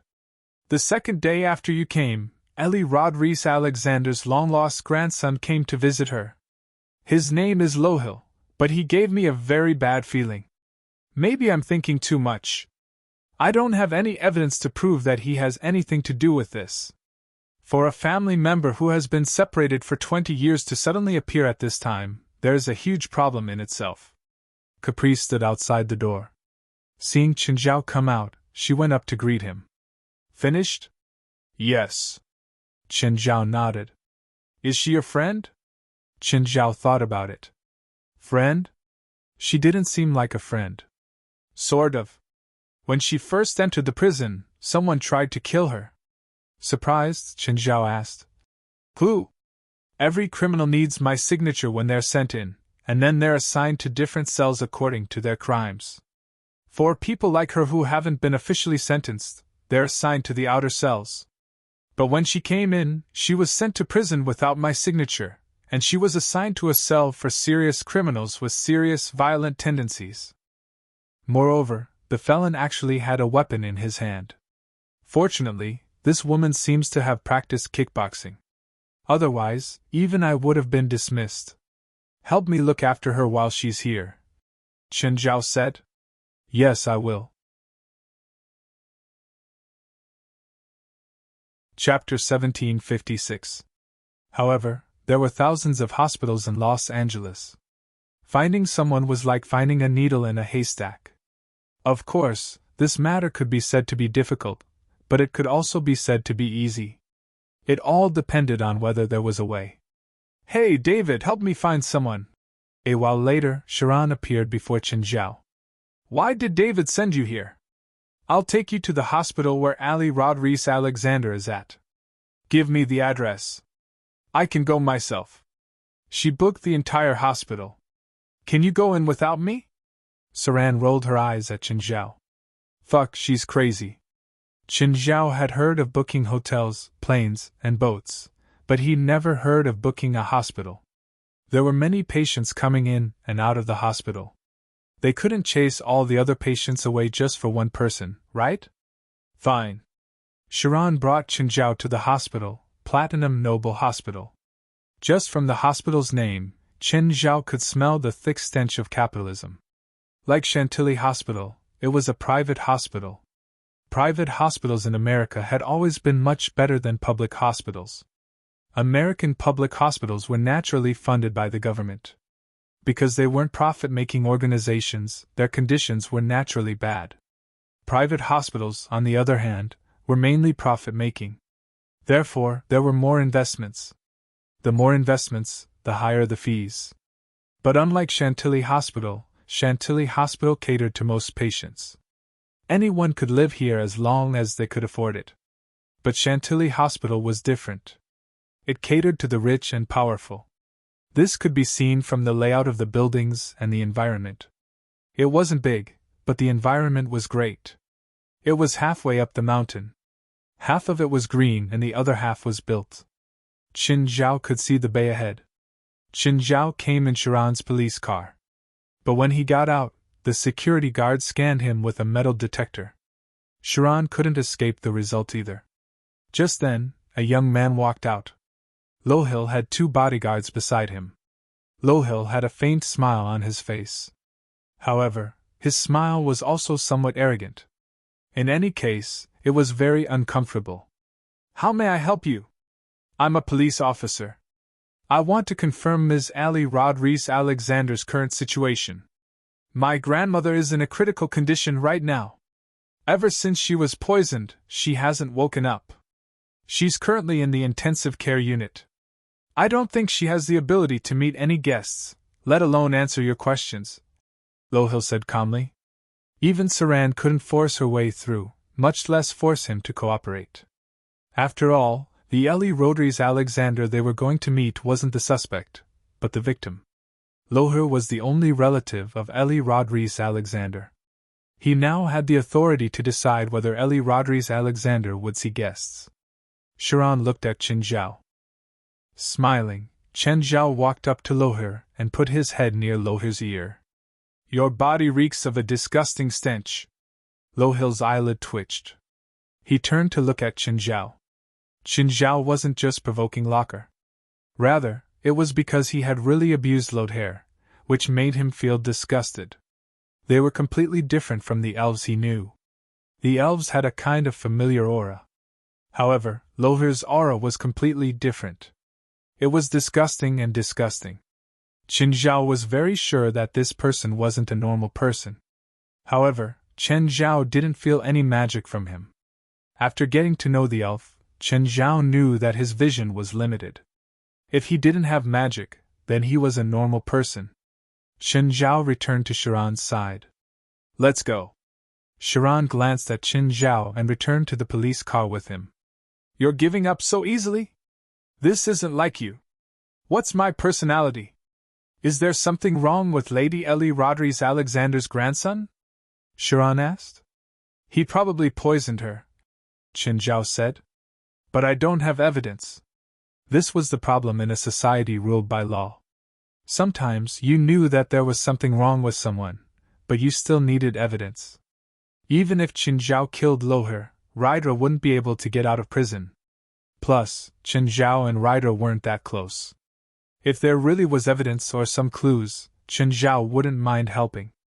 But without evidence, Qin Zhao couldn't do anything.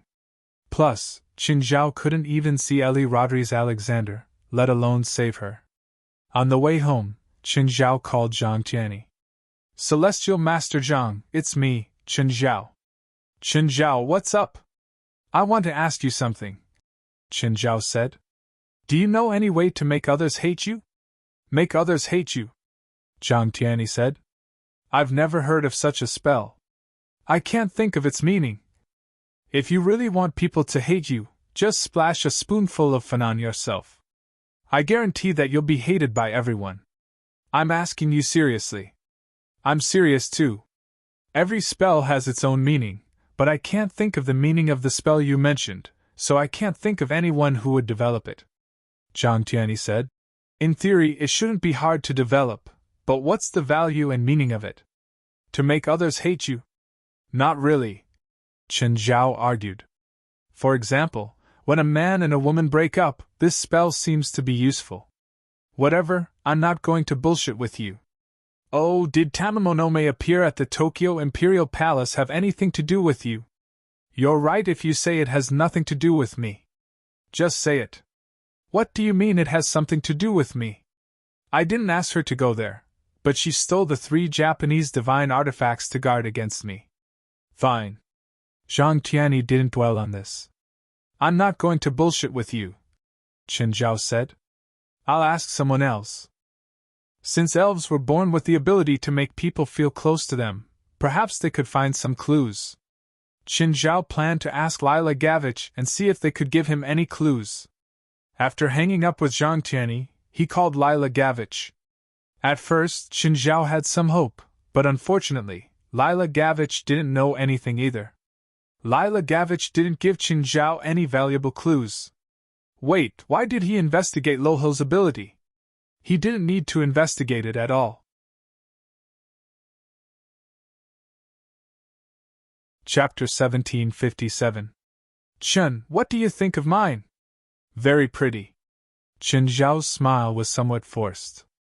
Fei Lai was going back to work with the coastal rescue team today. Let's go with this. Fei Lai didn't plan on dressing up since she was returning to the coastal rescue team. I'll go move your gift to the coastal rescue team to the car, Qin Zhao said. When Portia arrived, Qin Zhao's family set off for Angel Shore. Little Jerlin leaned against the window, while little Larissa fell asleep in Fei Lai's arms. Little Jerlin had been to Angel's Cove, but little Larissa had never been to where her mother worked. Walter wanted to go back with them and was very excited along the way. When they arrived at Angel Beach, everyone was either carrying or hugging their bags. Fei Lai's back. Everyone in the coastal rescue team was excited. At the headquarters of the rescue team, he watched Fei Lai and the others come over. Robio went up and greeted Fei Lai with a hug. Fei Lai, welcome back. Woof, Walter barked, as if to remind everyone that he had returned. Of course not, Wanda.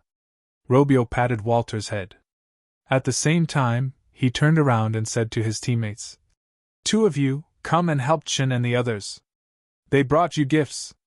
Several female team members came over to pick up little Jerlin and little Larissa. The male team members helped to carry the gift boxes. The staff members of the coastal rescue team were quite mobile. Qin Zhao realized that a few familiar faces had disappeared, only to be replaced by a few unfamiliar ones. Only people like Robio and Fei Lai who truly loved this kind of work would stay in the coastal rescue team. Very, this is for you. Is this Coco's latest bag? I don't think it's available in North America yet. I bought it in Tokyo, Fei Lai said with a smile. Rick, this is for you. Me too? Fei Lai had brought gifts for everyone, including the new members. Everyone knew that Qin Zhao was rich. After all, most of them had been to the Bright Moon Villa before. The grandeur and luxury of the Bright Moon Villa were beyond their imagination. As usual, the female team members winked at Qin Zhao. 2 years had passed and Qin Zhao hadn't responded to them. Qin Zhao and Robio went into the office to chat. Robio, I released Fei Lai. You have to take good care of her. Don't worry. I won't let any of our team members get hurt. Of course, in Robio's eyes, Fei Lai was one of his generals. brave, strong, passionate, kind, and unwavering in their pursuit. Of course, he also had excellent athletic ability. These were all essential requirements for a member of the Coastal Rescue Team.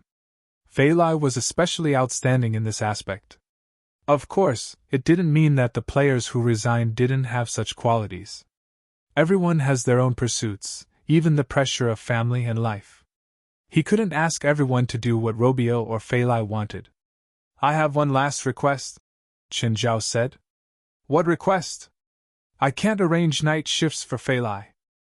This. Robio was in a difficult position.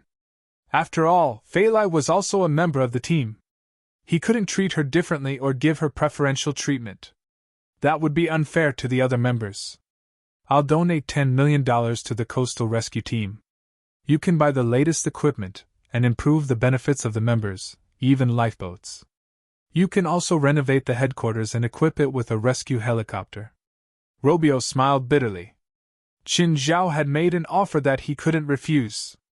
The Coastal Rescue Team relied on government funding now.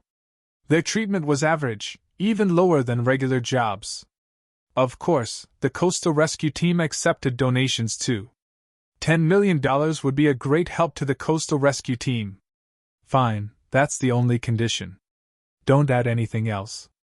Qin Zhao took out the check he'd prepared. This wasn't an idea that Qin Zhao had come up with on the spot. Chen Zhao had thought of this long ago.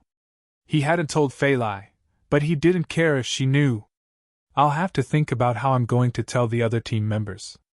Just say that Phelan has to go home to take care of the kids." "See, it's a perfect reason." Qin Zhao didn't stay long at the headquarters. A moment later he left with the 2 kids and Portia. "Boss, where are we going next?" "To the Baroness store in Beverly Hills. I'm going to buy some new clothes for Jerlin and Larissa." Portia cursed the evil capitalists in her heart. Baroness clothes all started at $10,000. Little Jerlin and Larissa were still young, but they already had their own fitting room, which was filled with their new clothes. Reincarnation was indeed a skill. Not many kids in the world could be like them. They'd lived like princesses since they were young. "Boss, it's not safe to carry 2 kids in the car." "My hands are safer than the baby seat," Chen Zhao said. "Drive properly." They arrived at the Baroness store. Other than selling clothes, they also accepted custom orders.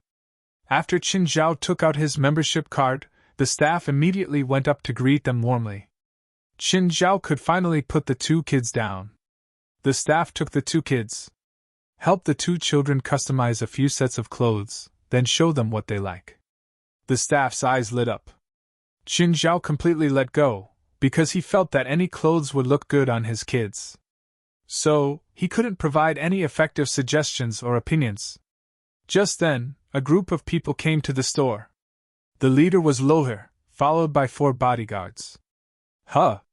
Portia was puzzled when she saw Lothier. Qin Zhao turned to Portia. "What, you know him?"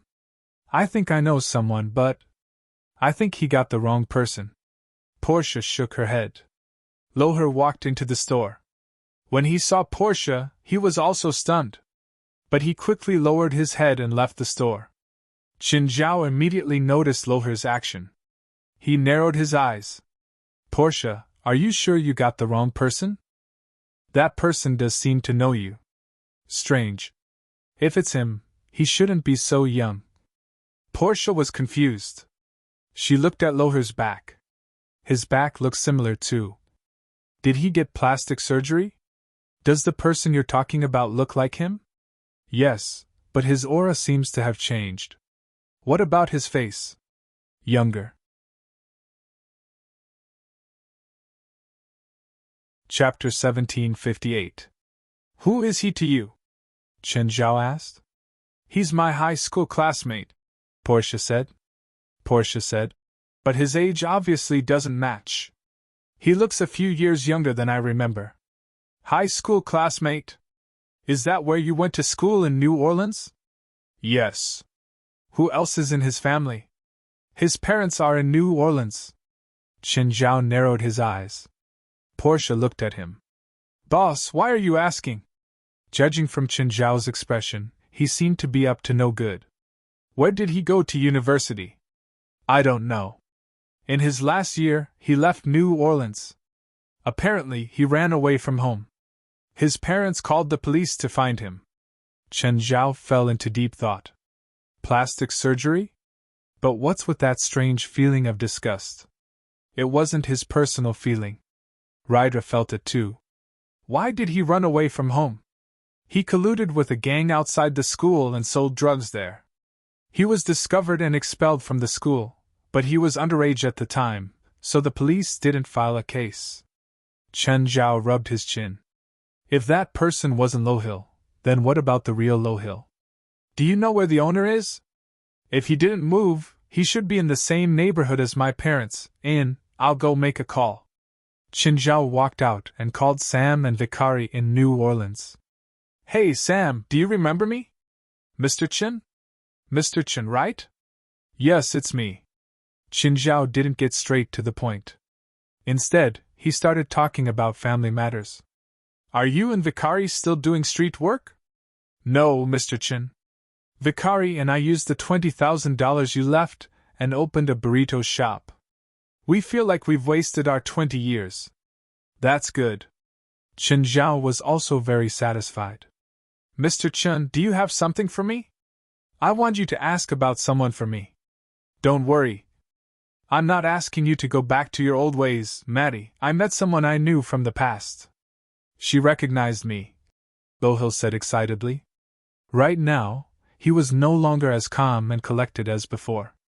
After all, it was the first time, and the target was so big.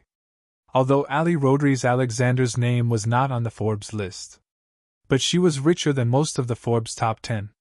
If the matter was exposed, even if Ali Rodriguez Alexander was lying in a coffin, there would be a large number of people who could avenge her.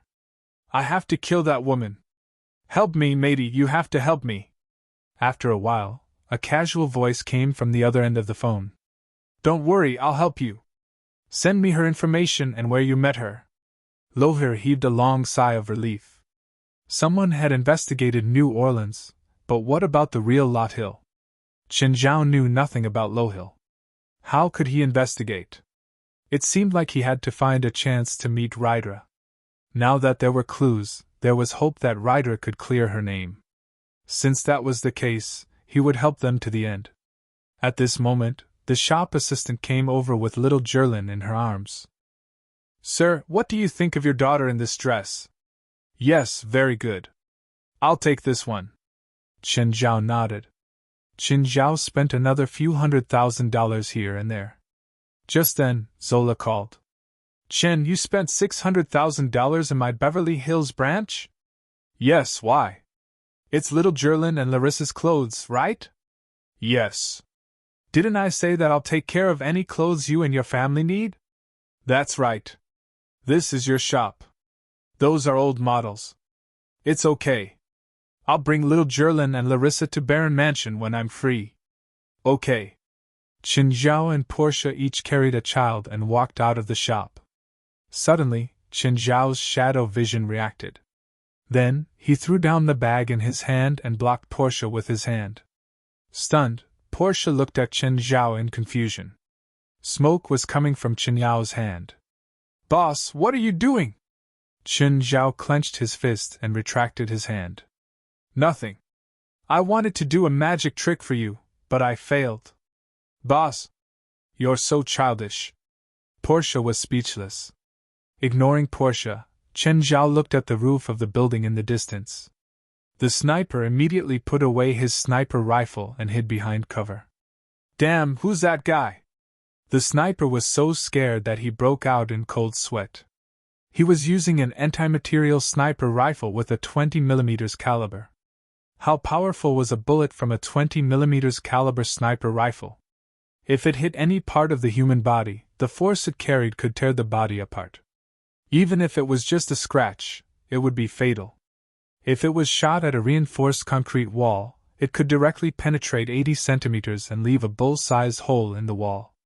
This was already more than some small-caliber shells could penetrate. But this terrifying power was actually blocked by a single hand. The sniper had never experienced something like this before. He felt like it was a dream. No, I can't stay here. If that person discovers my location, I'm dead. The sniper didn't think that he could fight against a monster who could catch a bullet with one hand. Just then, the sniper suddenly heard a whoosh behind him. The sniper suddenly raised his gun and pointed behind him. He realized that there was a seabird behind him. It was a seagull the size of a pigeon. It was a false alarm. The sniper put down his rifle. But just then, the seagull suddenly pounced at the sniper. The sniper waved his arms and kept retreating. He wanted to catch the seagull, but he couldn't. The seagull had already scratched the sniper's face into a bloody mess. The sniper kept retreating. Suddenly, he felt something touch the back of his foot. Then, the seagull suddenly bumped into the sniper's forehead. The sniper lost his balance and fell out of the building. The sniper instantly lost his balance. Thud. Boss, what happened over there? Why do you care so much? Drive home, Chen Zhao said. Boss, did someone say that you're boring? Someone once said that, but I made him go bankrupt. Oh, what did you say just now? Ha! Nothing. Portia looked at Chen Zhao in the back seat and cursed him silently. Divine King of the Nine Heavens.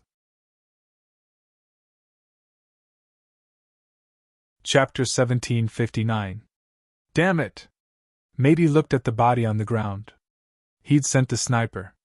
But now, the sniper had fallen from the building. It was obvious who did it. Matey immediately called back. Loher, the situation has changed. Kill that old woman tonight. We can't delay any longer.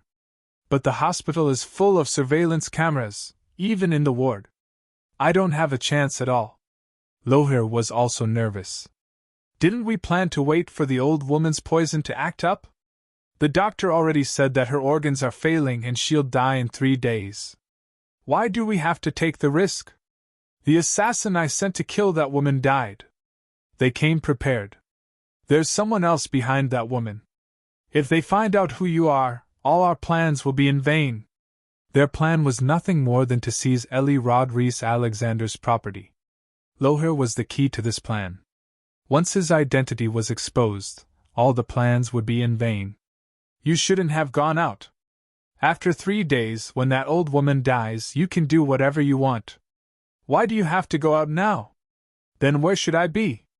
In front of that dead old woman in the hospital? Loher retorted. You can have fun outside with the money I give you.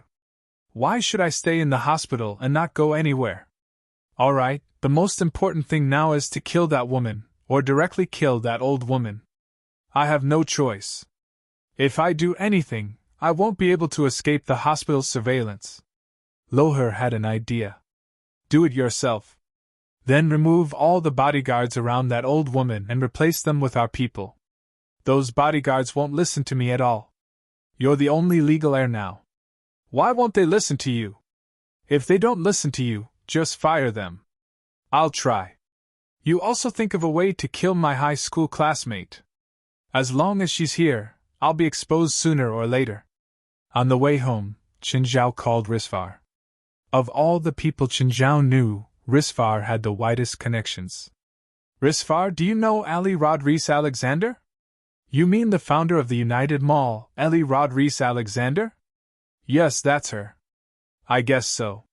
What's wrong? She had a grandson by her side, and then she was poisoned and sent to the hospital. Do you know about this? Is that so? Risvar said. I don't know. I'm not familiar with her. I've only seen her a few times at banquets and chatted with her. Can you find out about her grandson's information? The more comprehensive, the better. Sure. Risvar agreed to Chen Zhao's request right away. He didn't beat around the bush at all. He didn't even ask why Chen Zhao wanted to get involved in this. Portia drove in silence. She always felt that Chen Zhao's actions were inexplicable. He didn't do any serious work either. He was either inquiring about this or that. Just then, a large truck that was going against the traffic suddenly crossed the center line and charged toward Chen Zhao's car. Portia was so scared that she forgot to turn the steering wheel. Looking at the truck, Qin Zhao grabbed the steering wheel. The car swerved at an unbelievable angle and narrowly avoided the truck. Portia stepped on the brakes and the car stopped by the roadside. Just then, the truck's cargo box suddenly opened. A few gunmen with automatic rifles rushed out of the container and walked toward Qin Zhao's car. Thud, thud. Portia screamed in terror. But after a while, Portia realized that she was completely unharmed. The bullets hit the car window in the car, but they didn't go through. Boss! This? Portia turned around and saw Qin Zhao's calm expression. Let me drive. Qin Zhao was very confident in his car's bulletproof function. The car wasn't just modified normally. It had been modified internally by the supernatural organization. Technology and magic made it as strong as an armored car. Even a small caliber cannon couldn't hurt the passengers in the car. Qin Zhao switched seats with Portia. He stepped on the accelerator and turned the steering wheel. He turned around and rammed the car into the gunman. This was the coastal highway. There wouldn't be a single car passing by in an entire day. Portia was scared out of her wits. She thought that Qin Zhao would just drive away. But Qin Zhao didn't. Instead, he turned around and rammed into the gunman. Only one gunman was sent flying. The others all dodged. Qin Zhao's expression remained calm. The gunman hid by the roadside and continued shooting at the car. Qin Zhao turned the car and said to Portia, "Look after little Jerlin and Larissa. Call the police." "Boss! What are you doing?" Qin Zhao twisted his neck. Portia suddenly had a bad feeling. Before she could speak, Qin Zhao had already opened the door and alighted. Then, the gunshots outside became even more intense. Portia's face paled. She covered her ears, her face filled with terror. "Ah!" A scream came from outside. Portia shuddered. Then, another scream came from outside. A few seconds later, there was another scream. "Help! Help! Ah!" The continuous screams terrified Portia. But after the fifth scream, the outside seemed to fall into complete silence. Crack! Portia heard the door open and screamed in fear. "Portia, did you call the police?" Boss! Did you call the police?" "No. Boss. Outside, it's fine now," Qin Zhao said calmly. Portia looked up and saw a few people stacked together in the rearview mirror. Portia's face paled. "Boss. You killed them all?" Portia didn't know how Qin Zhao did it. She was filled with nothing but fear. She never thought that she would be attacked like this. "No, no one died. They're all alive," Qin Zhao said nonchalantly. "Forget it. I'll call the police myself." Qin Zhao picked up his phone and called David. "David, I was attacked by gunmen on the coastal highway. I took them all down. There are 7 of them. 1 is heavily injured and 6 are lightly injured." Qin Zhao's so-called lightly injured referred to the few who had their hands broken. The heavily injured ones were run over by Qin Zhao.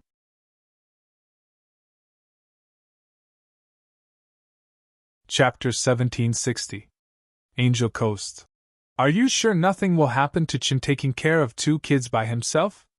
Qin can solve any problem." "I trust him," Feilai said in a trusting tone. "Okay, I hope nothing will happen to him," Robio said. "Oh, you know that Qin is going to donate to the coastal rescue team, right?" "No." Feilai didn't really care. But she also knew that Qin Zhao's goal was to make her life better. When Portia got out of the car, her legs were weak. She went to the shooters. The gunmen were indeed not dead, but their hands were all twisted and deformed. They were piled up by Qin Zhao in layers. Screams could be heard. Portia looked at Qin Zhao. He was standing in front of the car, holding little Jerlin and Larissa. The car was full of bullet holes, but none of them penetrated the car. Portia was really scared to death. She didn't even see how Qin Zhao had killed the 6 shooters. In any case, it didn't take long before they heard screams coming from outside. Every time, She thought that Chen Zhao had been shot. In the end, Chen Zhao was fine. Instead, the 6 shooters were all beaten to the ground. Just then, police sirens sounded. Police cars arrived one after another. David and Sharon got out of the car and looked at the shooters on the ground. "Chen, are you okay?" David was still worried about Chen Zhao. Sharon looked at the shooters and then at Chen Zhao's car. "Good thing you didn't drive a convertible," Sharon said. "How did you kill them? Ask them yourself." Chen Zhao handed the 2 kids to Portia. Then he pulled Portia and David. "David, come here for a second." "What is it?" Seeing Chen Zhao's mysterious look, David couldn't help but regret it. If he knew, he wouldn't have led the team himself. When he heard that Chen Zhao had been shot, he came here in fear. He only realized when he got here. His worry was completely unnecessary. He could tell from the shooters' pitiful looks. Chen Zhao definitely wouldn't be the one injured. It would be the shooters. Judging from Chen Zhao's expression, he was probably going to do something difficult for her again. "Do me a favor?" David asked. "It's nothing." Chen Zhao smiled at David. "It can't be a small matter for you to ask me for help." David looked at him warily. "What are you guys talking about? So secretive." Sharon moved closer to the 2. "Fuck off. Don't eavesdrop on us." Chen Zhao pushed Sharon away. But Sharon was determined not to leave. She felt that staying with Chen Zhao was more interesting. She had been a police officer for so long, but she had never encountered such an exciting gunfight. Maybe they could get into another thrilling gunfight if they stayed with Chen Zhao. If Sharon didn't leave, Chen Zhao wouldn't speak. "Chen, just tell the captain. I won't leak it," Sharon promised. "But whatever you're going to do, you have to bring me along." Chen Zhao didn't speak. David glanced at Chen Zhao. "Tell me. It's not your first day with Sharon." "This isn't legal," Chen Zhao said. "Are you sure you want me to tell you? Is it related to the gunman?" Sharon asked. "Yes." Chen Zhao nodded. "Tell us what it is first," David said seriously. "Then we'll decide if we should help you or not." Chen Zhao looked around. Finally, he decided to speak. Police sirens could be heard outside Platinum Noble Hospital. As soon as Loher heard the sirens, he was frightened. Then, a bodyguard ran in. "Boss, a few police officers are looking for you. Can't you just tell them that I'm not here?" Just then, David, Sharon, Chen Zhao, and Portia walked over with their chests puffed out. "Mr. Jeff Ryder, you're under arrest for poisoning, fraud, and murder for hire." David took out an arrest warrant. "This is the arrest warrant." Loher's face was drained of blood. No, more accurately, he was called Jeff Ryder. Jeff Ryder's mind went blank when he saw Portia behind David. Suddenly, Jeff's mind went blank. He turned around and ran. Everyone chased after him. Jeff charged into a ward. When they rushed into the ward, Jeff Ryder was pointing a gun at Ellie Rodriguez Alexander on the bed. "Get out, all of you, or I'll shoot. If you don't want this old woman to die, get out." Jeff stared at everyone with bloodshot eyes. "Jeff Ryder, you can't run. Put the gun down." To be honest, either Chen Zhao nor David expected this. Jeff Ryder was so useless that he'd run away after taking out the arrest warrant. In Chen Zhao's original plan, David and Sharon needed to send Jeff Ryder to the police station and then slowly trick him into talking. In the end, he'd self-destructed so easily. Based on his current actions, Chen Zhao was sure that his guess was correct. He'd brought Portia here to let Jeff know that his identity had been exposed. Portia still didn't understand what was going on. "Jeff Ryder, you can't run." Chen Zhao strolled into the room with a faint smile on his face. Get out, get out. Don't come in. Get out." As if he hadn't heard Jeff, Chen Zhao stood before the bed and looked at him. "I told you can't run." How could Jeff Ryder not know? But he didn't want to give up just like that. He wasn't satisfied either. His fortune was already within reach. But in the blink of an eye, he'd lost everything. Suddenly, Jeff Ryder turned to Portia. "It's all your fault. You bitch, it's all your. Jeff suddenly pointed his gun at Portia. Portia's mind went blank for a moment. But the moment Jeff raised his gun, Qin Zhao had already reached Jeff. Qin Zhao was already in front of Jeff Ryder. His gun was raised. Bang! Portia saw a bullet hole in the wall behind her. She'd almost fallen to the ground. Qin Zhao directly broke Jeff's arm. David, wait for me outside for a few minutes, Qin Zhao said and tossed Jeff to the door. Okay, hurry up. Help Portia too. Her legs are a bit weak. Too bad there's no gunfight. Sharon had come to this because she'd hoped for an intense gunfight. Unfortunately, things didn't go as planned. Nothing happened. Chapter 1761. Ellie Rodriguez Alexander's condition was more serious than he had imagined. Her internal organs were all failing. Qin Zhao first cut off the surveillance. Then he poured a bottle of perfect crystal potion. Next, he pulled up Ali's palm and injected some immortal power into it. He used brute force to force out the poison. He couldn't wait for the slow process.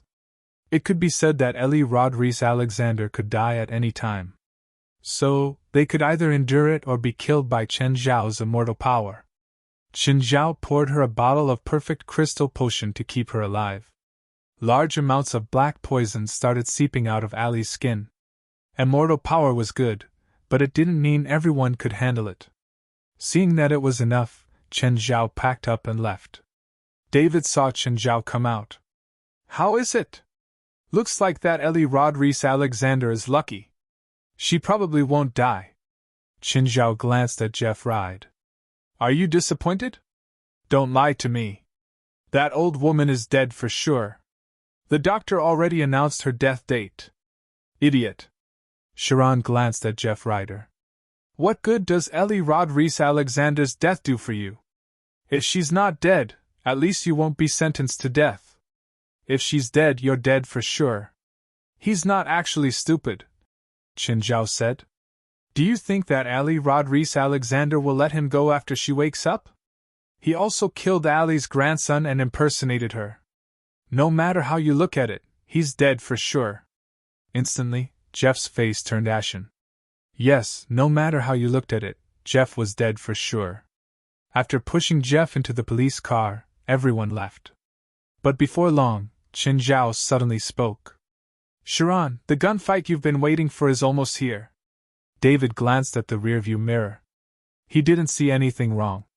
Qin, is there someone following us? There's something wrong with the white MPV and the big truck. I'll call for backup, David said. Drive to the outskirts. Why?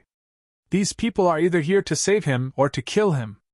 Pointing at Jeff Ryder, Qin Zhao said. And from the looks of it, they won't stop until they get what they want. Do you want to fight them in the city? Are you confident? Fail, I should be off work now, Qin Zhao said. I'm in a hurry to go home too. I'll take the coastal road. It's on the way. Everyone in the car was speechless. David asked again. Are you sure there's no problem? Shalon had already taken out her gun, checking that it was loaded and loaded. There was some excitement on her face, as well as a trace of fear, but it was well concealed. Boss, I want a raise or I'll resign.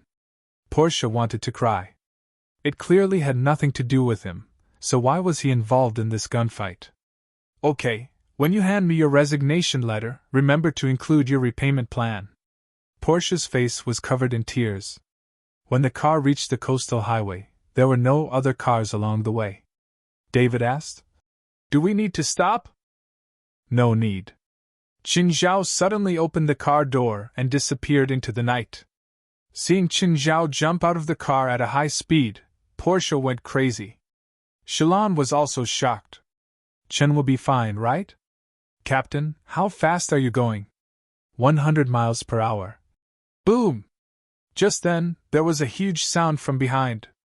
The white SUV that had been following them all the way suddenly rolled over and landed on the road.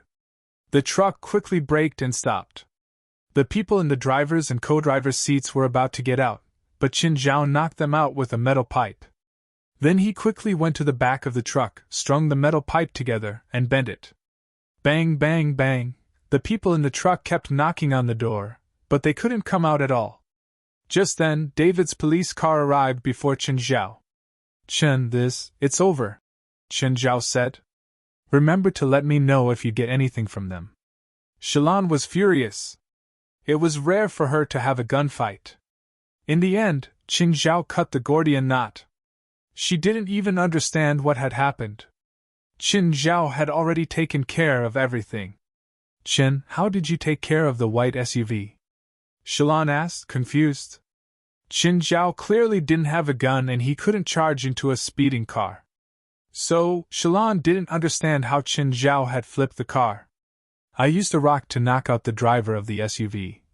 Chen Zhao said matter-of-factly. I think I smashed his head. Shalon and David were speechless. They'd thought that it would be a tough battle. In the end, Chen Zhao took care of it so easily. Portia knew that her boss was strong and good at fighting. After all, Chen Zhao had already proven it during the day. He could easily take care of a few armed killers. But this time, it was even more exaggerated. It was like he was playing. The police backup is here, right? They're already on their way. Clearly, Jeff Ryder wasn't the only one behind this. He definitely had a team behind him. However, Chen Zhao wasn't interested in who the mastermind was. Chen Zhao was more interested in where Jeff Ryder's disgusting feeling came from. He hoped that Risfar's investigation would help him figure it out. Of course, the most direct way was to find out from Jeff Ryder himself.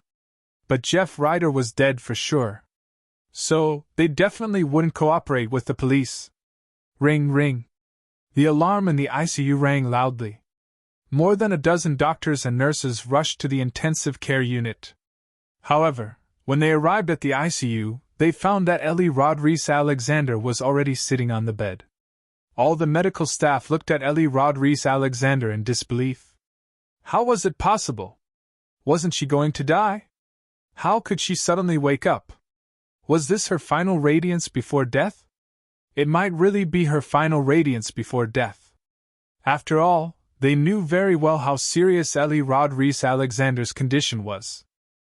Ellie Rodriguez-Alexander slowly looked at the doctors and nurses blocking the door. Who can tell me what happened? Where am I now? Ms. Alexander, you're in Platinum Noble Hospital. 9 Heavens Divine Emperor.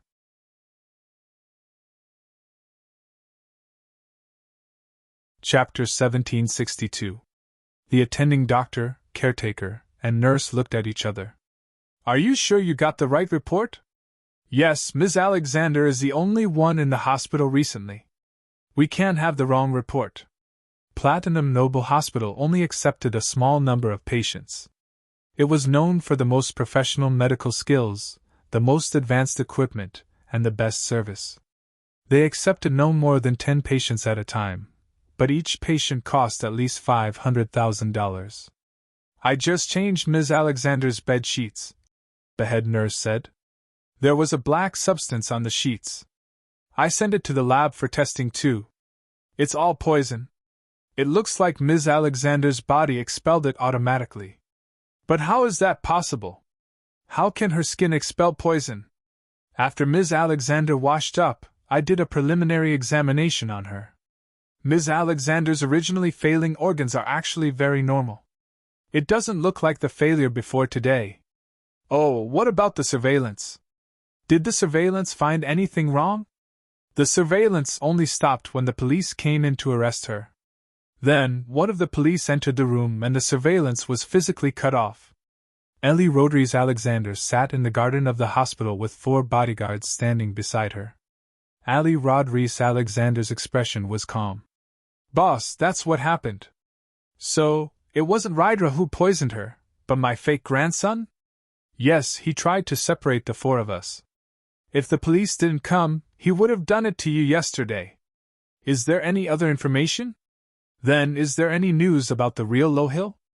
After his father passed away 2 years ago, he dropped out of school. Since then, he hasn't appeared in front of outsiders. However, through our connections in England, We showed the photo of the imposter to young Master Lowhill's former classmates. They all confirmed that the young Master Lowhill in the photo is a fake, and New Orleans has also confirmed that the imposter's real name is Jeff Ryder. What about my physical condition? Everything is good, at least according to the hospital report, the bodyguard said. You said that I was about to die, right? Yes, boss. We sent your previous report to other hospitals. The answer was the same. It's very dangerous. Almost all your organs are failing. Is it the hospital treatment? Boss, the doctor you hired came to the hospital twice. The second time he came, he stayed in your ward alone for about 5 minutes. Is that doctor, that Asian? Yes. So, have you found out anything about him? So far, we only know that he's an illegal doctor. He's a professor at the University of California, Los Angeles, and he's rich. Is there any more information? We still need to continue investigating. Bring Ryder out. She's been wrong these past few days. Bring her here. Ryder had already lost all hope. He had been waiting in prison for so many days. Qin Zhao didn't reply to her either. Ryder thought that Qin Zhao hadn't helped at all. But he didn't expect her to be released so soon. The person who brought her out was Ellie Rodriguez Alexander's bodyguard. When Ryder was brought in front of Ellie Rodriguez Alexander, she became nervous again.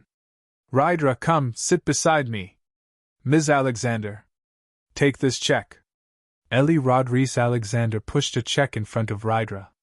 Ryder originally wanted to pretend to be virtuous, but after seeing the number on the check, she obediently accepted the check. How do you know Mr. Chin? I want to hear more details. Before we first met, I was the health consultant for Mr. Rasfa, the CEO of PLM Film Company. At that time, Mr. Rasfa's health condition was very poor. The hospital had even sent out a death notice. It wouldn't take more than 3 days. Ellie Rodriguez Alexander listened to Ryder's words calmly. He gave Mr. Rasfa some strange-looking medicine, and then Mr. Rasfa, who had been sentenced to death, survived? Yes.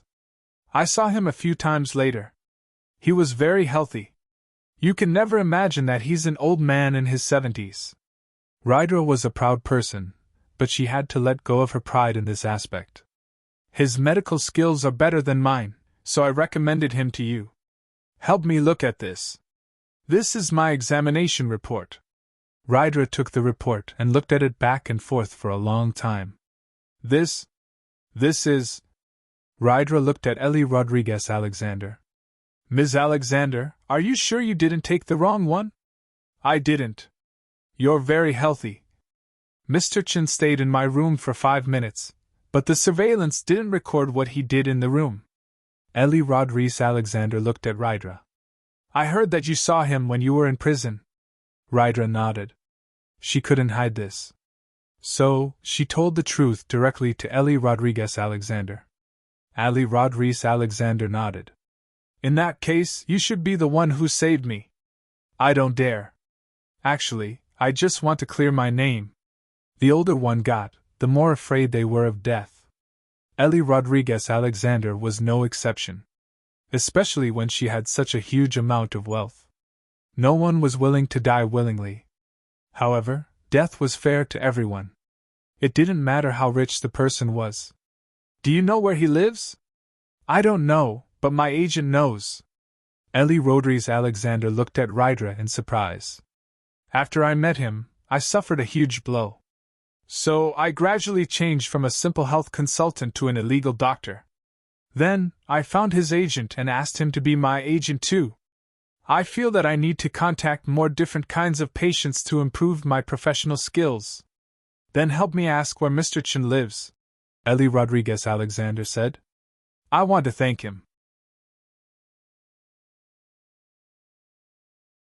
Chapter 1763.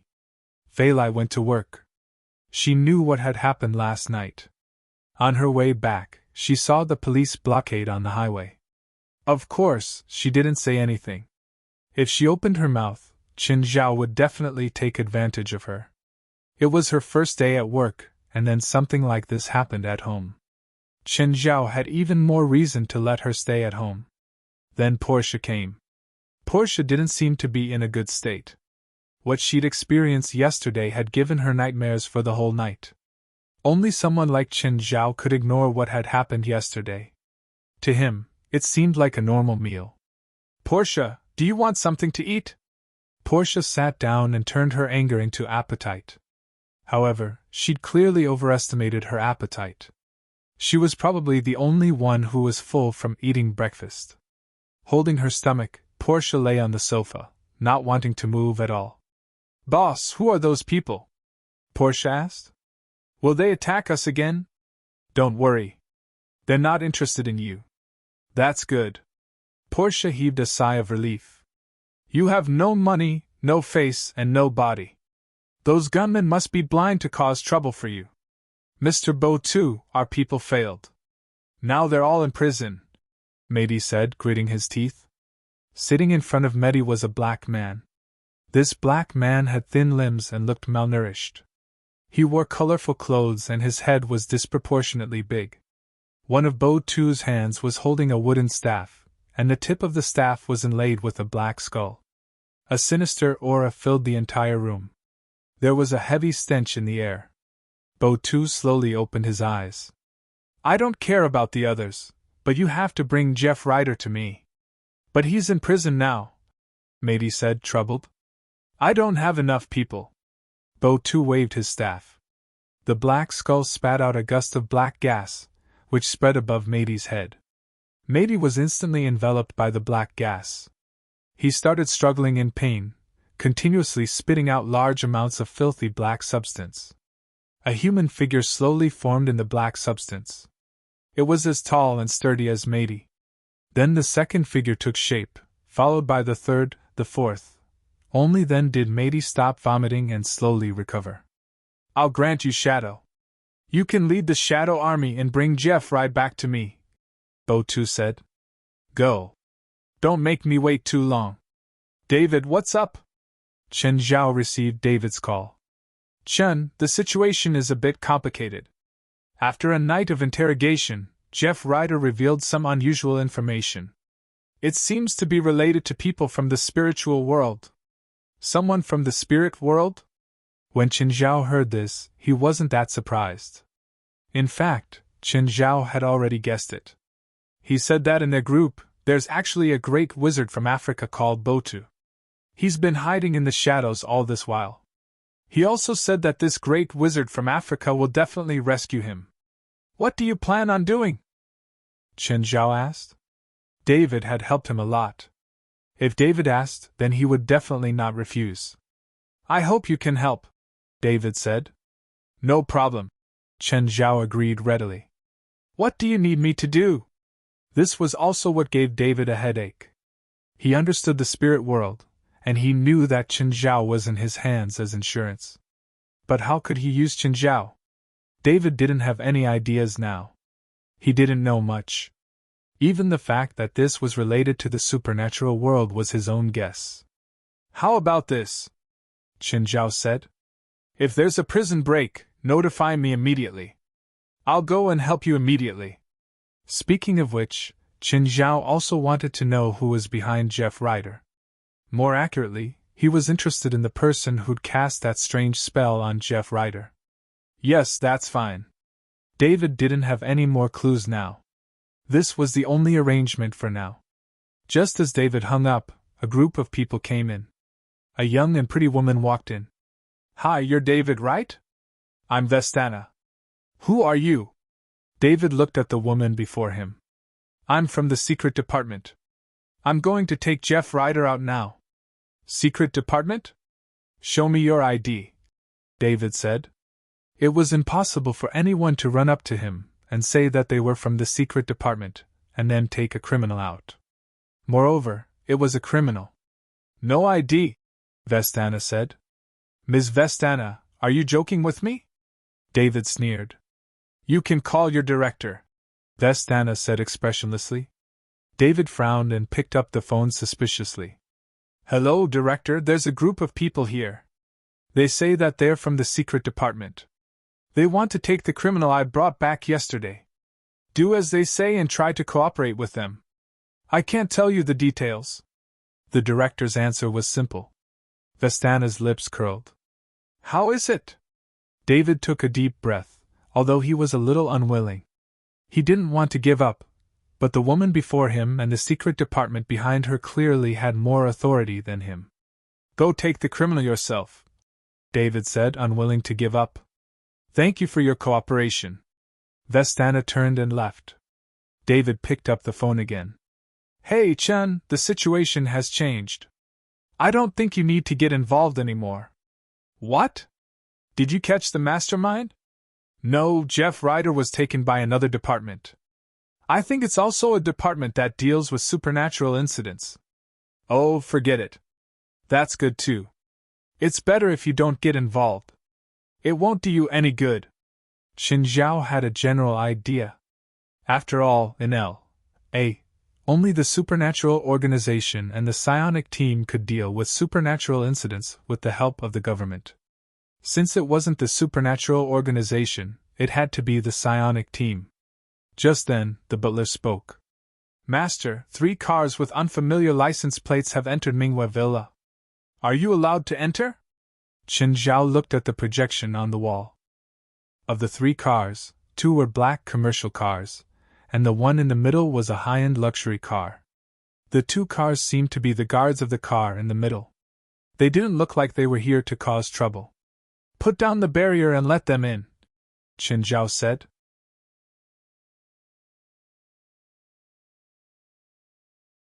Chapter 1764. There was a mechanical barricade at the entrance to prevent uninvited guests from entering Minghua Villa. Sometimes passers-by who got lost would ask for directions at the door. Qin Zhao would definitely not invite such people in. At most, he would talk to them through the loudspeaker at the door and give them directions. And some uninvited guests were really uninvited guests. There were also people who wanted to come in and cause trouble. Qin Zhao never showed mercy to these people. Elie Rodriguez Alexander rolled down the window. Fresh air flowed into the car. The air here was too good. Elie Rodriguez Alexander felt invigorated. Rydra was also in disbelief. But she was shocked by Qin Zhao's family business. In her impression, Qin Zhao was still the illegal doctor from before. Ethan introduced clients to Qin Zhao and her. Most of the clients she accepted were middle to low level. On the other hand, Qin Zhao accepted high-level clients. Rydra had no objections to this. After all, she knew that her medical skills weren't as good as Qin Zhao's. But she didn't expect the difference in their values to be so huge. Since there were strangers, the car obviously wouldn't be parked in the garage. The 3 cars parked in the open-air parking lot. Elie Rodriguez Alexander loved everything here. The environment here, the scenery here, all of them were breathtaking. With Ryder's help, Elie Rodriguez Alexander strolled toward the villa.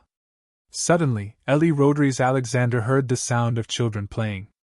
Under a big tree in the middle of the lawn, 2 babies were sitting on the backs of a mountain gorilla and a brown bear. Whether it was the mountain gorilla or the brown bear, they were both astonishingly large. Elie Rodriguez Alexander's 4 bodyguards all took out their guns and pointed at the 2 beasts. In their eyes, the 2 were both ferocious beasts that could kill people. Everyone, please put down your weapons. Just then, Qin Zhao walked out. It's rude to take out weapons when you're a guest. Elie Rodriguez Alexander waved her hand, indicating for the bodyguards to put down their weapons. Mr. Qin, I'm sorry for my subordinate's impudence. Ms. Alexander, please come in.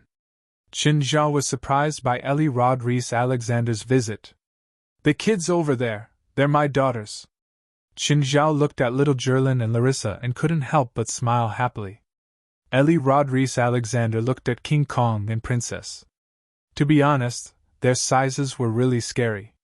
When they passed the living room, Elie Rodriguez Alexander saw Portia lying on the sofa. Is that your wife? No, she's my assistant. Elie Rodriguez Alexander frowned slightly.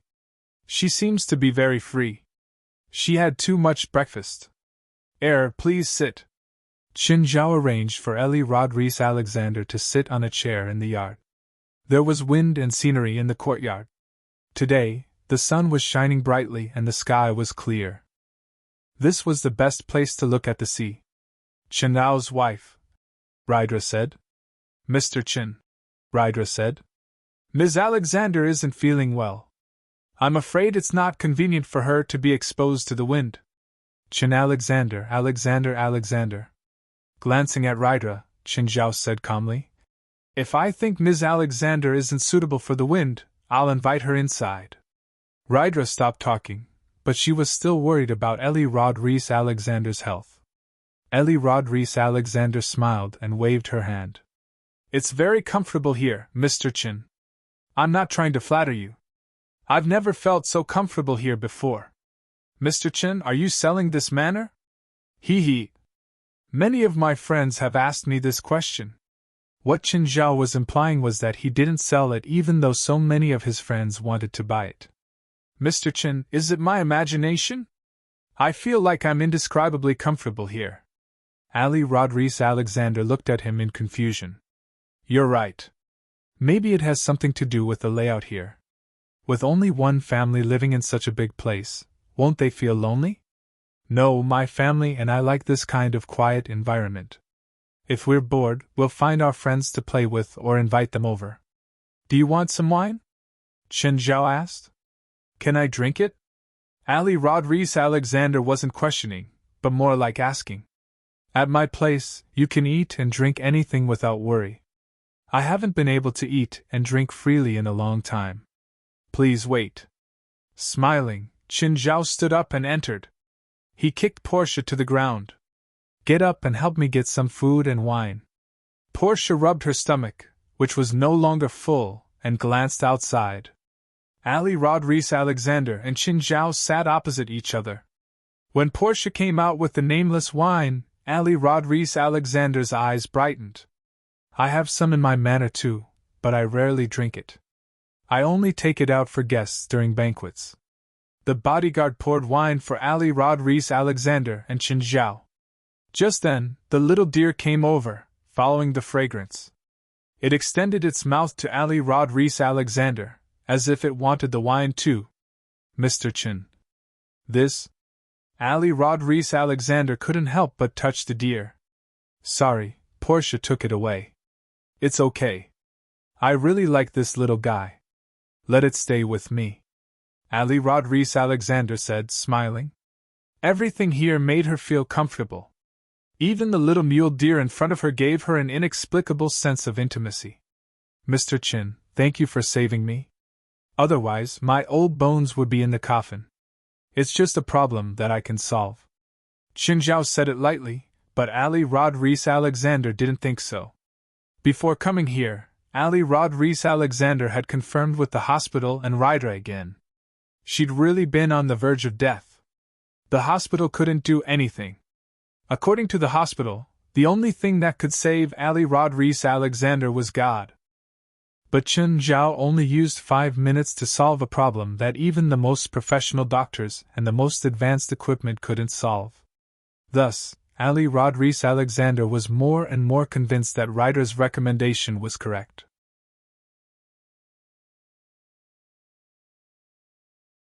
Chapter 1765. Go get a few boxes of beer, Chen Zhao said to Ali's bodyguard. Oh, help me set up 2 grills. The bodyguard looked at Ali Rodriguez Alexander. Go. Mr. Chen's words are my words. Ali looked at Chen Zhao. Do you know that I haven't had barbecue in 10 years? Ms. Alexander's body. Ryder knew that Chen Zhao would know what to do. But she was Ali's health consultant, after all. She had to be responsible for Ali's health. For someone as rich as Ali, she had to be responsible for her health. A nutritionist was in charge of all her meals. She had the same function as a sports nutritionist. It's fine, Ali said calmly. It's okay to indulge once in a while.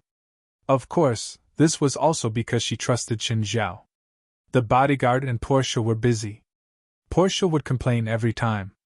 She was a personal assistant, not a maid. But when it came to eating, she ate more than anyone else. Soon, Ali Rodriguez Alexander's appetite was piqued. Chen Zhao's food couldn't be bought outside. Little Jerlin, little Larissa, and a group of pets all came over. At first, the bodyguards were careful. But soon, they realized that the pets weren't aggressive at all. For example, Princess knew how to put the barbecue skewers on the grill. She even pointed at the seasoning and didn't want what she wanted. "Mr. Chen, can I eat like this at home too?" Ali Rodriguez Alexander was having a good time eating. "No." Chen Zhao shook his head. "My ingredients are different." "Where did you get your ingredients?" Ali Rodriguez Alexander asked. "They're illegal. If you need them, I can give you some, but I'm afraid I can't provide the channels," Chen Zhao said. Ali Rodriguez Alexander didn't ask any further. She knew some things better than others. But she had to admit that the barbecue ingredients were all precious. "I think Marina's restaurant provides this crab meat too, but it's cooked differently." Ali looked at Chen Zhao, confused. "Marina's restaurant is my property." "It's yours, Mr. Chen." "No wonder." Ali Rodriguez Alexander had been to Marina's several times. She had also questioned the manager of the restaurant, trying to find out the source of the ingredients for Marina's restaurant. The result was the same. So, it was Chen Zhao's property. "Give me 2 skewers of grilled squid." The bodyguard immediately brought 2 skewers to Ali Rodriguez Alexander. "What does Mr. Chen mainly do?" Ali Rodriguez Alexander asked. She did not believe that an illegal doctor could earn such a huge net worth. Looking at the super yacht at the bottom of the cliff, it would cost around $100 million. "Beer factory," Chen Zhao said indifferently. "Produce and sell beer." Ali Rodriguez Alexander suddenly looked around. All the beer Chen Zhao provided was mountain beer. Ali Rodriguez Alexander immediately understood. By then, she would know about Dashan beer and how popular Dashan beer was in North America. If it weren't for the limited production, Dashan beer would probably be the best-selling beer in North America. That made more sense. Ali Rodriguez Alexander suddenly looked at Chen Zhao. "So Daydream also belongs to Mr. Chen?" Mara Supermarket had already announced that the owner of Dashan beer was the brewer of Daydream. Ali Rodriguez Alexander also knew that some people in LA used an extremely expensive wine for their parties. It seemed to also come from the brewer of Daydream. Apparently, each bottle cost $2 to $3 million. It was called Purple Brew. However, Ali had never had the chance to taste it. "Mr. Chen, do you sell Purple Brew?" "I don't, but I can give you 2 bottles. Chen Zhao had always only provided Purple Brew to a few friends. He'd only sold 1 or 2 bottles in the beginning. Most of the time, it was in the form of gifts. It was also extremely rare in the market. Therefore, Chen Zhao did not want to open this door. If he sold it this time, Chen Zhao would have no reason to reject Ali Rodriguez Alexander when she came to buy it. "Mr. Chen, 1 bottle costs $2 to $3 million, right? It's worth a few million to wine lovers, but to me, it's just a gift." After lunch, Ali Rodriguez Alexander left. "Ms. Alexander, you didn't say anything." Rydra looked at Ali Rodriguez Alexander in confusion. Ali Rodriguez Alexander smiled. "No need." What Ali Rodriguez Alexander needed was not a doctor-patient relationship. What she needed was for Chen Zhao to help her wholeheartedly when she needed it. This kind of relationship could not be achieved with just 1 or 2 interactions. "Paul, help me find out if there's any suitable place to build a manor on the coastline nearby. Buy it for me." "Yes, boss." "Why does this guy give off such a disgusting vibe?" Vestana asked. "I don't know. It's too strange." Blitz also looked at Jeff Ryder in confusion. If he met Jeff Ryder at a certain place, it would be difficult for him to make friends. This kind of annoying feeling will affect the initial judgment of others. Of course, a feeling was just a feeling. It would not make people lose their minds. "Is he a spiritualist?" "No, he should be a regular person," Blitz said. "Someone must have cast some kind of spell on him." Jeff Ryder's head was covered, so he could not see anything. He only knew that he was in a car. He did not know where he was being taken. Finally, they arrived. Jeff Ryder was dragged out of the car and the head cover was removed. Jeff Ryder realized that he was in front of a circular building.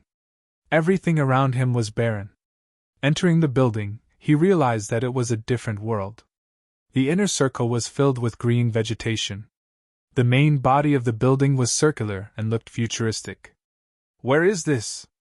Why did you bring me here?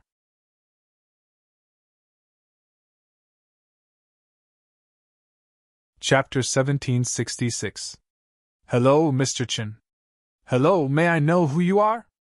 I'm a queso. Klaus ordered a batch of equipment from my boss. We've already sent it to LA. Klaus isn't in LA right now, but he told us to contact you. Oh, where are you now? At the container terminal. The equipment Klaus ordered is all in the containers. I'll go there now. Do I need to call a truck? Yes, 3 trucks. Okay, I'll go there now. I'll call a truck too. Chen Zhao stood up and glanced at Portia, who was a bit full from lunch. Portia, get up and contact 3 trucks. Oh, got it, boss. Are we going out? Yes, to the terminal. Call the truck there too. Boss, what about Jerlin and Larissa? Same. Bring them. Chen Zhao arrived at the terminal. A man with a centipede-like suture scar on his face walked over. The man looked burly and ferocious looking. In any movie, he wouldn't last more than 3 episodes. When Portia saw the man, she shuddered. It was already written on his face, I'm not a good person. You're Mr. Chen, right? Yes, you're a queso? Yes. Are you in charge of installing the equipment too? We're in charge of the installation too. Okay, send the containers to the truck first. You guys follow my car. No problem. After Portia and Chen Zhao returned to the car, Chen Zhao drove. Boss, what equipment did you buy? It's complicated, Chen Zhao said calmly. The car drove further and further away. It took them more than an hour to reach the entrance of the headquarters. Bang! Aduz opened the door. Aduz peeked out from the guard post and immediately opened the door. It was Portia's first time here. She looked around curiously. However, apart from the guard, she didn't see anyone else. The entire headquarters seemed very quiet. Jerlin was very familiar with the place and had already started running around. Mr. Chen, where's the equipment? It's in a warehouse over there. Chen Zhao pointed. Then a queso ordered his people to bring down the equipment. Portia looked around but didn't see anyone. Boss, what is this place? Portia asked. My company, Chen Zhao replied casually. Company? Portia didn't see any company logo. After circling around the headquarters twice, Portia still couldn't figure out what this place was. However, after circling to the back of the headquarters, Portia suddenly saw a tall tower. The tower was very tall. Its architectural style was very similar to the Leaning Tower of Pisa, but it was much taller. What made Portia feel even more regretful was that the round tower didn't have any entrances. Boss, what's the use of this tower? Beautiful, Chen Zhao answered. Portia looked back at the headquarters, then at the round tower. The 2 buildings were of completely different styles. It was even weirder when they were put together. You call this good looking? Portia wondered if there was something wrong with Chen Zhao's taste. Portia also noticed that there was an uncomfortable atmosphere in this area. There were dark clouds above his head, and he could clearly see the edge of the dark clouds. Outside the dark clouds, the sun was shining brightly. Boss, what kind of equipment are those? Equipment to process parts, Chen Zhao said casually. Portia didn't believe him. No matter how she looked at it, she couldn't tell where these machines had the function of processing spare parts. In any case, everything here was a little strange. Go to the front, Chen Zhao said. The forest behind is very big. It's easy to get lost. Portia glanced at Chen Zhao. After arriving here, Chen Zhao had let Jerlin play by herself. He didn't seem worried that his daughter would get lost.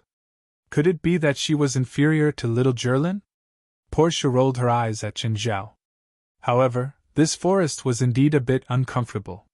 She didn't know if it was because of the dark clouds in the sky. Portia just felt pressured. In fact, Portia felt uncomfortable because this area was the activity area of evil spirits. Even at this moment, there were still a few evil spirits moving around in the vicinity. Moreover, if Portia's emotions fluctuated slightly, she might see some ghosts. This was why Qin Zhao had to send her away so that she wouldn't see the evil spirits. "Boss, I'll go back to the car and rest." Portia thought that it was because she hadn't slept well last night. "There are some empty rooms for the employees. Do you want to sleep? I'll call you when we get back." "No need." Akajo and his team were very skilled. After an hour, the installation of the equipment was almost complete. Now, it was time to test it. "Mr. Chin, we need to open an exit there." Akajo pointed at the wall. "This way, the cannonball will be fired from this direction and then fired from the other side through the ring-shaped sensor." "Okay, I understand." Chen Zhao nodded. "Do you need me to get someone to open an exit for you?" "No," Chen Zhao said. "I'll open it when my people are here." "Okay." Akajo nodded. Everyone had their own needs. "This is the monitor and control panel. What's the highest speed this equipment can test?" "This is an optical sensor. In theory, there is no upper limit, but in reality, it is impossible to do so. The core of this equipment is the ring sensor. If Mr. Chin is using it to detect large-caliber artillery shells, you need to be careful that the impact will not destroy the ring sensor. Of course, with the current progress of weapon development, most weapons can be detected at their ballistic speed." Chen Zhao nodded. Akajo spoke in layman's terms. He didn't use too many technical terms, but Chen Zhao could roughly understand. Akajo didn't ask Chen Zhao why there was a projectile speed testing device here. This place didn't look normal. Who knew what he was going to do? Perhaps this was some kind of research facility. Akajo knew that the more he knew, the more dangerous it would be. So, when it came to such things, he had no intention of asking. "Can the sensor withstand high temperatures?" Chen Zhao asked. Akajo tilted his head and looked at Chen Zhao. "Mr. Chen, the inner ring of the sensor is tungsten alloy. It can withstand temperatures above 6,000 degrees. As long as you don't create a nuclear explosion here, there won't be a problem." "Okay." Chen Zhao was quite satisfied. "Mr. Chen, this is my name card. If you have any problems, you can call me at any time." "Okay, I understand." Nine Heavens Divine King.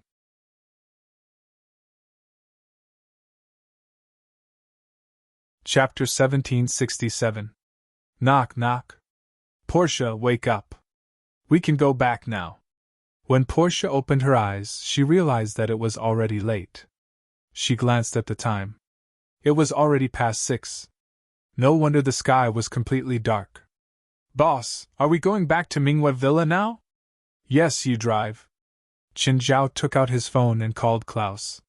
"Klaus, the equipment is ready. You can transfer the money to them now." "Okay." "Oh, how are you in Norway? Have you made any progress?" "We just entered the forest today. We haven't found anything valuable yet. Keep in touch. Remember to contact me if you need anything." "Got it, President." When they reached Minghui Villa, it was already past 9 at night. Portia drove really slowly, even slower than Qin Zhao. "Chun, where did you go today?" Seeing Qin Zhao and Portia return, Fei Lai immediately pulled Portia aside. "Portia, stay for dinner.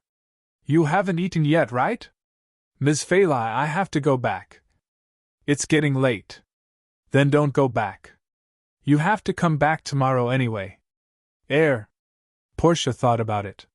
If she went back now, she would have to eat dinner and wash up before going to bed at midnight. She would have to come back tomorrow. It would indeed be tiring. "Just come down. There's a lot of empty rooms," Chen Zhao said casually. Since Chen Zhao had spoken, Portia followed suit and stayed. To be honest, every time she saw Chen Zhao's family having a meal, it would be as sumptuous as celebrating the New Year. "Boss, what kind of monster is that?" Portia looked at the arachne limbs roasting on the charcoal. The limbs were considered small. They were only around 1 meter long. But in Portia's eyes, they were already astonishing.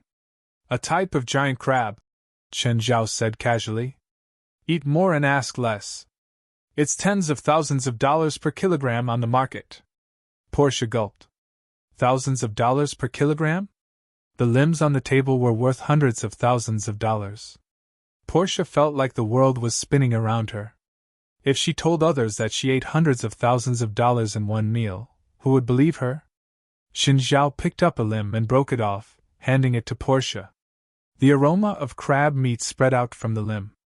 That tempting crab meat aroma had yet to enter one's mouth, but it was already irresistible. This is too fragrant. However, Portia realized that Qinzhao had given her too much. She couldn't finish half of the crab meat anymore. But if he didn't eat it, it would be a waste. On the other hand, Qinzhao didn't keep the entire limb in his hand for long. He finished it in a few bites. Qinzhao started eating other things. After a gust of wind, he finished most of the food. Fei Lai, on the other hand, chewed slowly and fed little Jerlin. Little Larissa couldn't eat a big meal for now, so she was still eating some soft food. Little Jerlin, on the other hand, had no inhibitions. She even dared to stuff pebbles into her mouth, let alone food. You guys continue, I'm going down to swim. Portia was not too surprised by Qinzhao's nocturnal habit. In her eyes, Qinzhao was just a freak. Everything was different from ordinary people. Of course, she did not forget how ruthless Qinzhao was when he dealt with the gunman yesterday. In her eyes, Qinzhao was someone she couldn't afford to offend.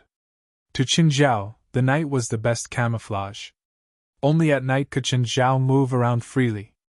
Moreover, Qinzhao dove into the water. Even satellites couldn't detect him. Nowadays, satellites used optical surveillance to monitor the ground. This used extremely clear optical technology to observe the ground from a close distance. Then, computers would recognize and repair the image, continuously adjusting the clarity. With America's current technology, satellites could already see people's faces clearly from hundreds of thousands of meters in the sky. The second was metal ripple detection. This technology mainly used submarines, ships, and planes as detection targets. The so-called anti-radar planes and stealth planes were actually used to counter such surveillance equipment. The third is thermal monitoring technology. This kind of monitoring is mainly used in anti-missile systems or tracking missiles. Qinzhao mainly guarded against the third kind of surveillance technology. Satellites at high altitudes could capture low-altitude or near-Earth heat sources. If Qinzhao flew too fast, his body would heat up. He would be easily captured by thermal surveillance satellites. He might even be mistaken for a plane or a missile.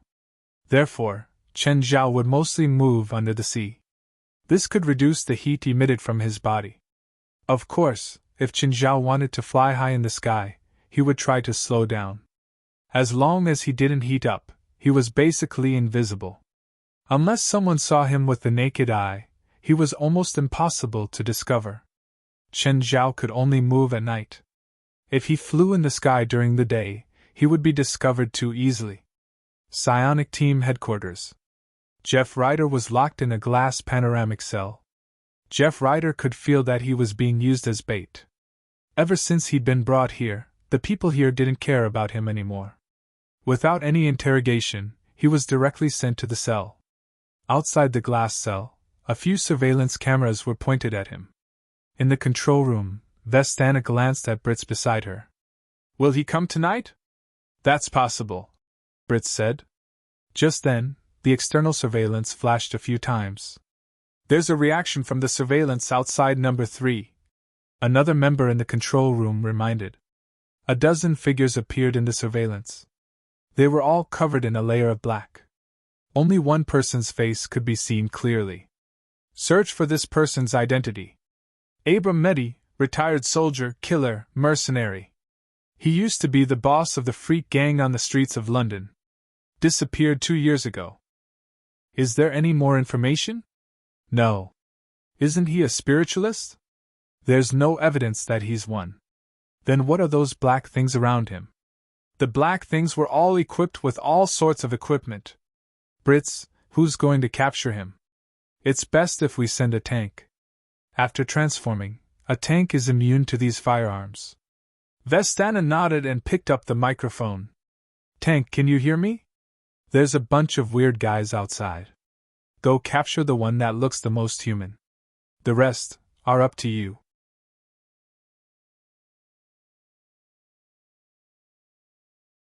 Chapter 1768. The pure metal door of the psionic headquarters rose slowly. Tank stood behind the door. Even in the night, his majestic figure couldn't be hidden. Tank, remember. That person needs to be alive. Tank responded to Vestana's request with an angry roar. In the control room, Vestana looked at Tank's body. How's Tank now? 21% rage. Weight 435 kilograms. Height 348 centimeters. Straight line speed is 28 meters per second. Maximum impact can reach 3,600 kilograms. His arms can hold 2,100 kilograms. Tank is in his normal form now. His rage isn't high, but it should be enough to deal with the things outside, Blitz said. Just then, Tank had already charged into the black figures on the screen. In an instant, Tank's straight-line charge pierced through the black figures' line of defense. The black figures were like liquid, collapsing upon contact with the tank. But soon they regrouped. It seemed that physical attacks were ineffective against them. Tank smashed his fists on the ground. Boom! Waves appeared on the ground. All the black figures within 10 meters were affected. The people who were affected by the shockwave collapsed, and then reformed again. Thud, thud, thud, the other black figures started shooting at Tank. Sparks flew when the bullets hit Tank's body. Although the bullets couldn't penetrate Tank's body, they angered him. 28% rage. Weight 518 kilograms.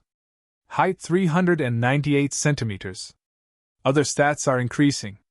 As Tank's rage rose, his strength also increased at a terrifying rate. But against these black figures, his attacks seemed to be very weak. These things should be immune to physical attacks. Tank's combat power and destructive power are almost perfect, but his fighting style is too simple.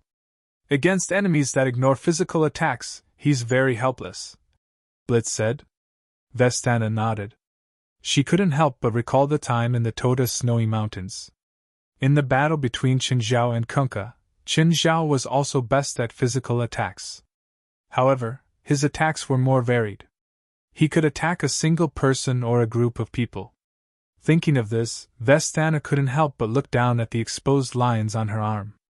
She didn't know what to think. At this moment, the situation at the battle scene on the surveillance screen changed. The black figures suddenly approached Tank's body.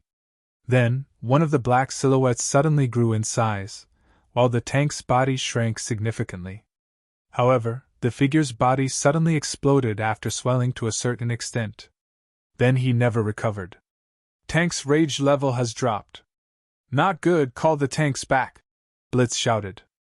Those black figures will absorb the tank's magic power. At this time, Tank's rage value, after a brief decrease, suddenly rose again. Tank's rage has reached 65%. He's angry. The tank's body suddenly grew to a height of 550 centimeters. But at that moment, the other black figures used the same trick again. However, these black figures had clearly learned their lesson. After absorbing a certain amount of magic power, they stopped absorbing. Every black silhouette was about 400 centimeters tall, and they looked like black giants. Tank was infuriated, but his physical attacks were ineffective against these black figures. The only black figure that had been destroyed so far was because he had absorbed too much magic power. No, we have to call the tanks back and send someone else, Blitz said. He picked up the microphone and said, Tank, come back and retreat immediately. But at this moment, Tank was like a madman, attacking those black figures in a frenzy. This won't do. Once his rage level rises, he'll lose his mind. Meanwhile, Tank's rage level continued to rise. But he was facing a group of enemies that couldn't be killed. The more it was like this, the angrier he became, and the higher his rage level became. At this time, all the black figures had turned into small giants. They were also extremely strong, although not as strong as Tank. But their combat power had increased by a lot. Tank's bad side is that his combat power is related to his rage level. Once his rage level rises, he'll lose his mind, Blitz said helplessly. When Tank lost his mind in battle, not only would his combat power increase greatly, he would also lose his mind. There were a few times when Tank had lost his mind and attacked his companions. So now, when Tank attacked, the other members of the psionic team wouldn't do anything. And when the psionic team attacked, they wouldn't let Tank attack. They were worried about friendly fire. I really shouldn't have let Tank attack, Vestana said regretfully. Blitz's expression was a bit ugly. The battlefield seemed to have reached a stalemate. In reality, the longer the battle dragged on, the more disadvantageous it would be for Tank. Tank wasn't a perpetual motion machine. Sooner or later, he would run out of energy. But those black figures wouldn't get tired. They wanted to support Tank, but they were worried that Tank would accidentally hurt his companions. Vestana's gaze fell on Mady. Mady had been staying away from the battlefield and didn't participate. Those black figures seemed to be controlled by that guy called Mady, Vestana said. If we send someone to snipe Mady from afar without intervening in the battle, we might be able to control the situation. But don't you want him alive? Now isn't the time to care about the enemy's life or death. The most important thing right now is to stop this battle. Otherwise, Tank might be injured or even killed. Maybe Sam Mira has a way. Her? Vestana thought about it and nodded. Then let's try. If it doesn't work, we'll just kill him. He's our enemy anyway. There's no need to pity our enemy. Sam Milla, you're going out now. Your target is that human. Attack from a distance. Bring him back as long as it's within your capabilities. If you can't do it, just kill that human, Vestana ordered into the microphone. Sam Mira didn't go out through the main door. Instead, he stood on the roof of the headquarters and watched the battlefield from afar. Sam Mira, do you have a way? We can try, Sam Mira replied. At the same time, he raised his arms and shouted, Ancient Elf in the rock, please bring my enemy to me. 2 rock snakes emerged from the sand below and charged at Mady. The 2 rock snakes were extremely fast. They were more than 10 meters long and as thick as buckets. Just then, Mady suddenly turned into a tank-like giant. His body instantly grew bigger, and he punched the 2 rock snakes into powder.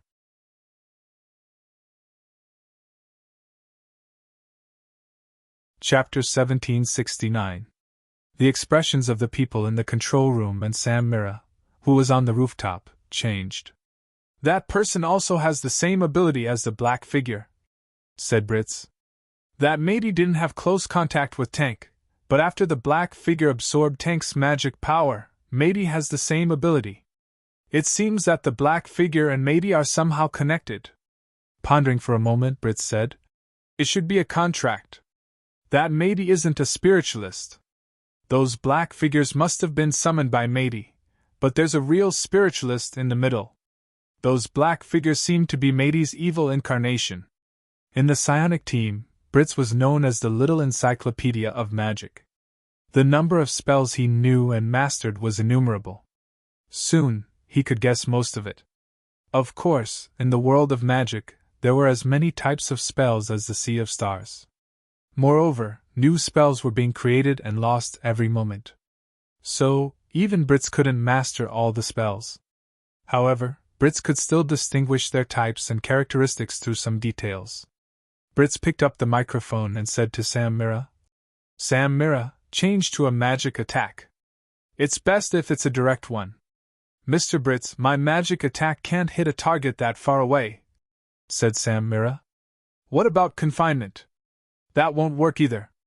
Then what other spells do you have that can solve the current problem? As long as they can attack or kill the target. Britz was rather unfamiliar with Sam Mira's Ancient Gods Spawn spell. Spawn spells borrowed the power of ancient gods. They were even more ancient than the common demonic spells nowadays. And their circulation was limited. Most spawn spells summoned ancient gods that were illusory or physical.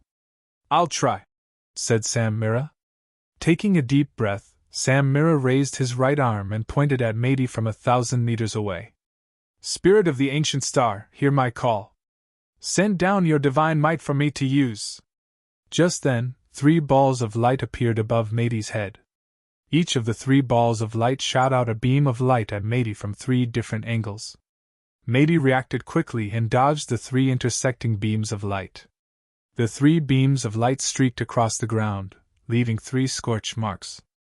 In the control room, Blitz shook his head. Sam Myra's spell is quite powerful, but the prelude to the attack is too long, and the trajectory is too obvious. Even a normal person would be able to avoid it. Vestana nodded. There was indeed a huge problem. What do we do now? Vestana asked. Let me do it, Britz said. Vestana thought for a moment.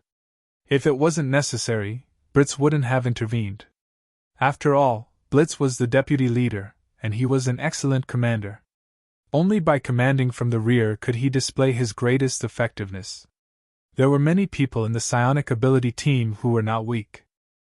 However, under such circumstances, it was difficult for him to display his true strength. As a result, Britz had no choice but to act. Vestana suddenly remembered the Supernatural Society. If they were in his shoes, what would they do? Britz got up and left the headquarters, heading in the direction of Matey.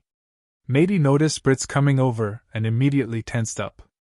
In the end, he was just an ordinary person. He knew that there were strange powers and gods in this world, as well as mysterious and bizarre powers. In Britz's hand was a 36-sided die. As he walked, Britz tossed the die into the air and grabbed it. 29. Britz knew the number even without looking at the face of the die. Looks like white magic is suitable for this battle. Britz used the die to determine the spell to use. Speaking of which, this was also a prophecy spell. It was used to predict what type of spell to use. 2 white balls of light appeared in Britz's hands. Just then, a black figure broke away from the battle and charged at Britz. Britz tossed the white balls of light in his hands. The black figure couldn't dodge in time and was instantly hit by the white balls. Whoa! The black figure let out a strange cry, and its body suddenly melted into black. Looks like holy magic is very effective against these black figures, Britz muttered to himself. They must be evil clones created by negative emotions. Britz continued walking toward Matey. Knowing that he was no match for Britz, Matey hurriedly ran toward the tank. Britz looked at Matey's figure. Not stupid. The ball of light in Britz's hands turned into a longbow. Britz pulled the bowstring, and a white arrow appeared on the bowstring. The white arrow was aimed at Matey, and the bowstring was lightly released. The white arrow flew straight at Matey. Matey's body was instantly hit, and the arrow pierced through his body. Matey let out a scream of pain, making him wish he was dead. Matey struggled to look at Britz, and raised his hand to control the dozen black figures. Under Matey's control, the black figures began to merge into one. A 10-meter-tall black giant, so much so that even the tank was much smaller than this black giant. The black giant raised his leg and heavily kicked the tank's body. The tank was sent flying and fell towards Blitz. Oh no, Britz exclaimed in shock, and hurriedly dodged. Tank landed next to Britz, and immediately got up. But his target had changed to Britz. Damn it!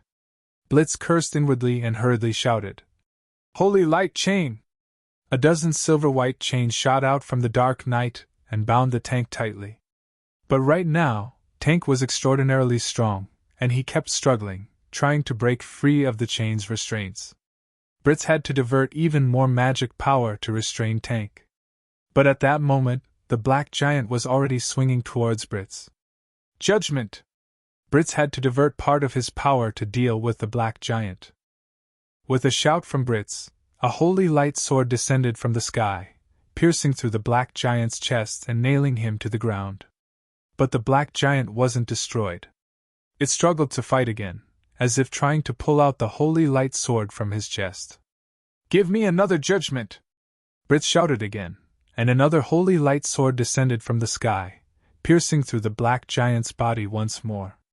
Only then did the black giant kneel on the ground. It was the embodiment of evil. It couldn't endure being pierced by the power of holy light again and again. Britz's face was a bit pale. If it was just Tank or the Black Giant, he wouldn't have had so much trouble. But it was Tank, who was supposed to be in his camp, who was causing trouble here, forcing him to expend several times more magic power to barely control the situation. But at that moment, a voice came from the darkness. "Not bad, but not enough to stop me."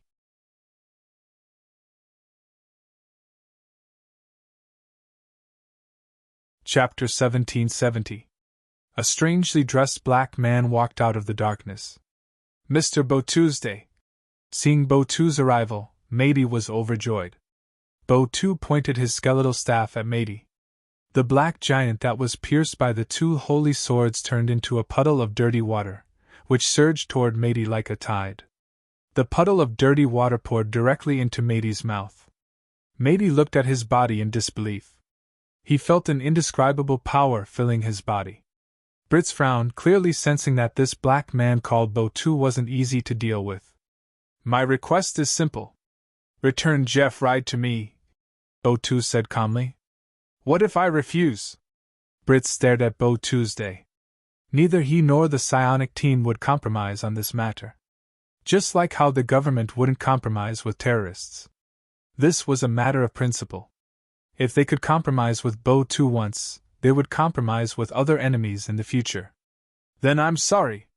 Bo-Tu tapped his skeletal staff on the ground, and a patch of darkness spread toward Brits. Brits suddenly moved and jumped onto Tank's shoulder. Holy Angel's radiance! In an instant, the chains binding Tank melted into his skin, and white tattoos began to appear on his skin. The white tattoos instantly made Tank feel an indescribable sense of tranquility, and at the same time, they gave him even purer power. "Brits? Why are you here?" Tank, who had regained his senses, found Brits standing on his shoulder. "The mastermind has appeared." Brits pointed at Bo-Tuesday. "Raise your rage level to the max and charge over. Don't worry about losing your mind." Tank's fists bumped together, and his breathing became heavier. As his rage level continued to rise, his strength and physique became even more exaggerated. Tank's feet stomped on the ground, and he charged forward like a high-speed train. Just then, Matey suddenly stood in front of Bo-Tu and threw a punch at Tank's face. Tank met it with a punch of his own.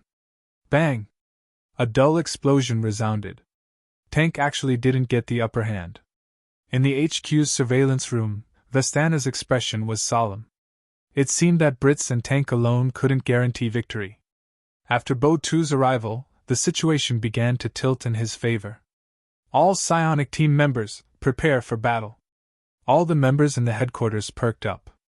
After gathering, they appeared outside the headquarters one after another.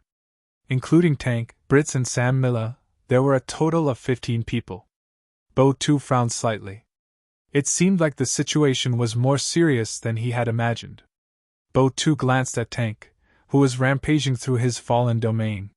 He was completely unaffected by the corrosion of his fallen domain. Taking a closer look, it should be the holy light blessing on his body. Suddenly, the Tank's feet sank, as if he had fallen into a swamp. The harder the Tank pushed, the more it sank in.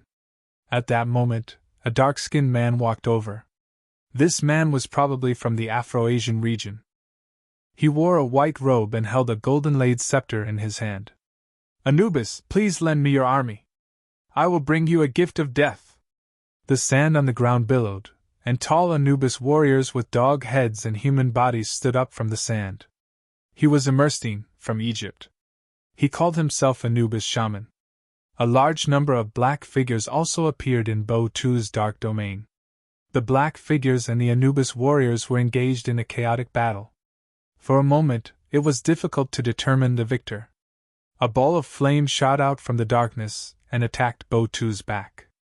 Bo-Tu immediately swept up the black substance to block the flame. The sneak attacker failed to land a hit, so he immediately bounced back and disappeared into the night. The shadow assassin, Singh, was also a difficult opponent. "Ancient King, please show your invincibility and accept the worship of the world." A pair of huge arms formed by energy appeared beside Sam Miller. Sam Miller did not have enough magic power. He could only summon a pair of the Ancient King's arms at most. Bo-Tu's expression was grave. He did not expect such a difficult organization to exist in North America. He had thought that he could do whatever he wanted in North America alone. He did not expect to suffer in a magical desert like this. At this moment, he had to admit that he could not break into the psionic team's headquarters alone. Bo-Tu looked around and suddenly retracted his fallen domain. "Matey, let's go!" With that, Bo-Tu controlled the black substance to wrap around Matey and quickly left the battlefield. "Don't chase," Brits ordered. This was their home ground, but if they were to chase Bo-Tu, who knew what kind of trap Bo-Tu had prepared for them? Bo-Tu was so powerful that none of them could fight against him alone. Once they were in danger, it was very likely that Bo-Tu would defeat them one by one. Return to the headquarters. The psionic team returned to the headquarters. Everyone had a grave expression on their faces. They could clearly feel Bo-Tu's powerful strength. No one would be able to fight Bo-Tu alone. Everyone gathered in the conference room, which was very depressing. After all, everyone could feel the pressure. It was different from the Stone of Slaughter incident last time. Tamamo no Mei's appearance gave them the feeling that she was going to destroy the world. They felt that they were not fighting against an enemy, but against nature. Therefore, no one would feel dejected. The difference between their levels was too great. That was what everyone knew. However, Bo-Tu's strength was predictable. They could clearly feel the difference if they were alone. Even if they worked together, they could not guarantee that they could defeat him. Bo-Tu could attack and defend at will, which made everyone feel uncomfortable. Moreover, as long as Bo-Tu did not attack and hid in the dark, he could make them feel pain. No one could defend forever, but Bo-Tu could hide forever. Vestana looked at Blitz. "Blitz, what do you want to say?" After pondering for a long time, Blitz said, "We can't just passively defend. We have to take the initiative to attack and track down the whereabouts of that spirit controller. Then, we have to capture or eliminate him. Otherwise, we'll be in more trouble." Vestana thought about it and asked, "Why does that wizard have to save Jeff Ride?" "Probably because he has some kind of contract with Jeff Ride, so he has to save him. Of course, it could also be that he lent his power to Jeff Ride, so he needs to get his power back. What if we kill Jeff Ride?"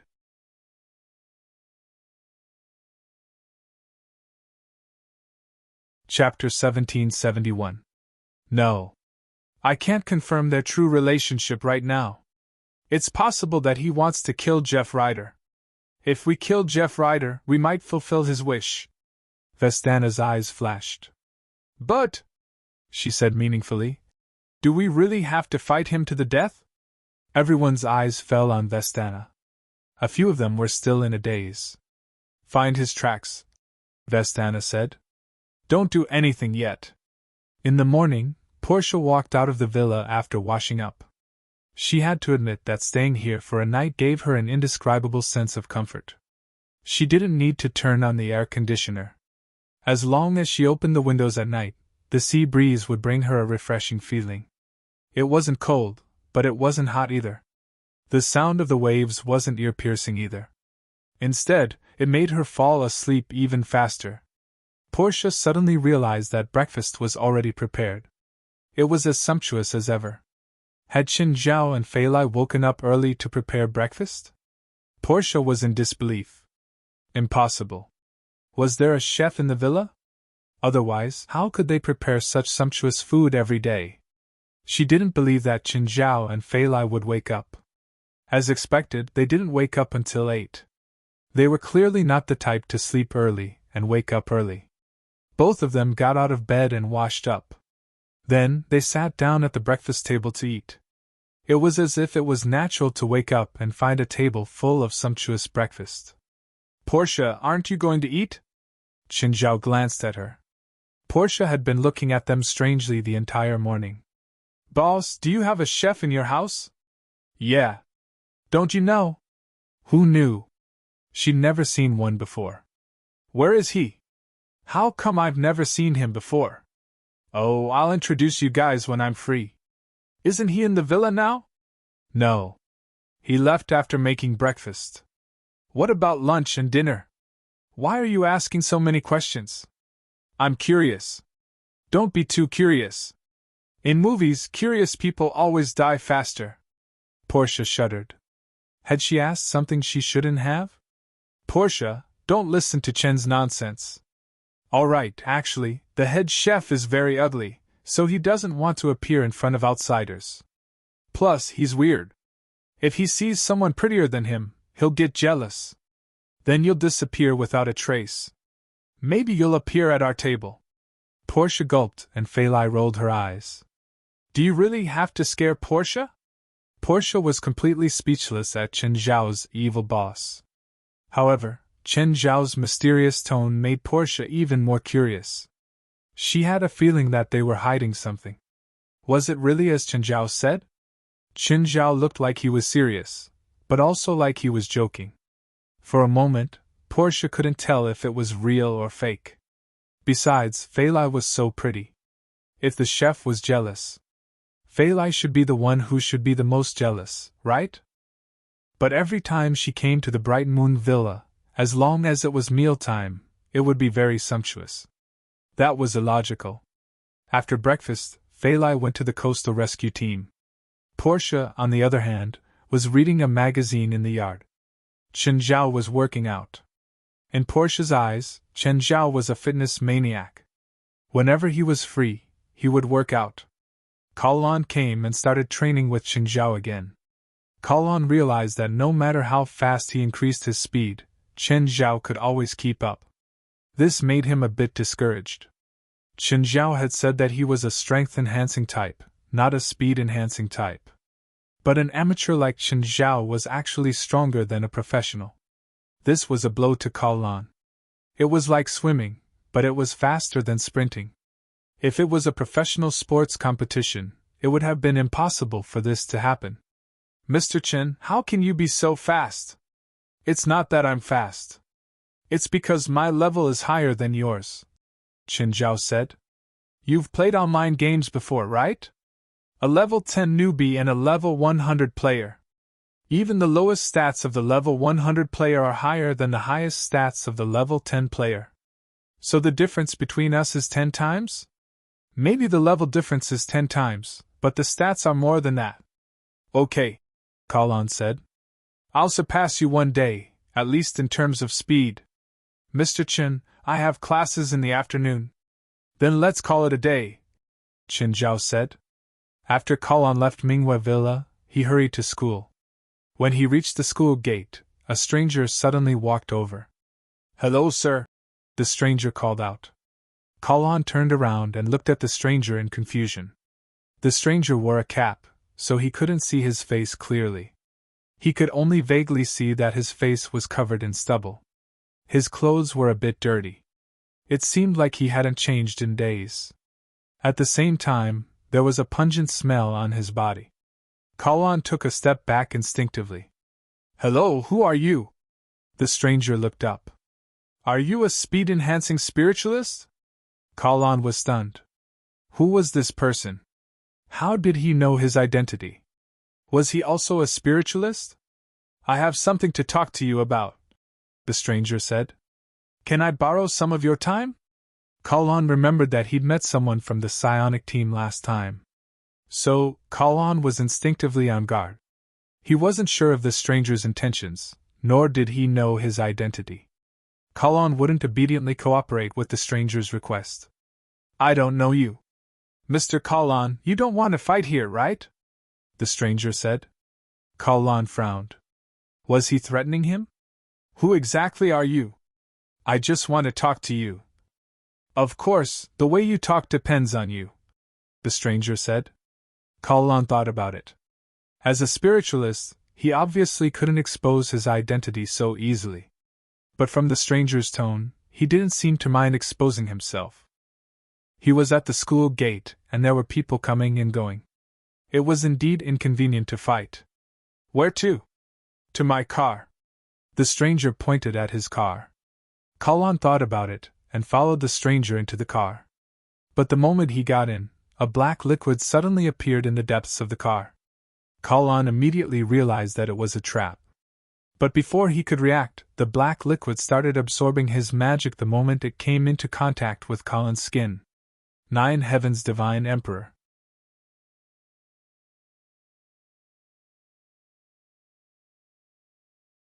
Chapter 1772.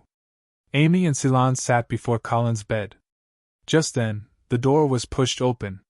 Seeing Qin Zhao come in, Amy was surprised. Mr. Qin. Qin Zhao was also surprised. Amy, hello? Did Elite ask you to come?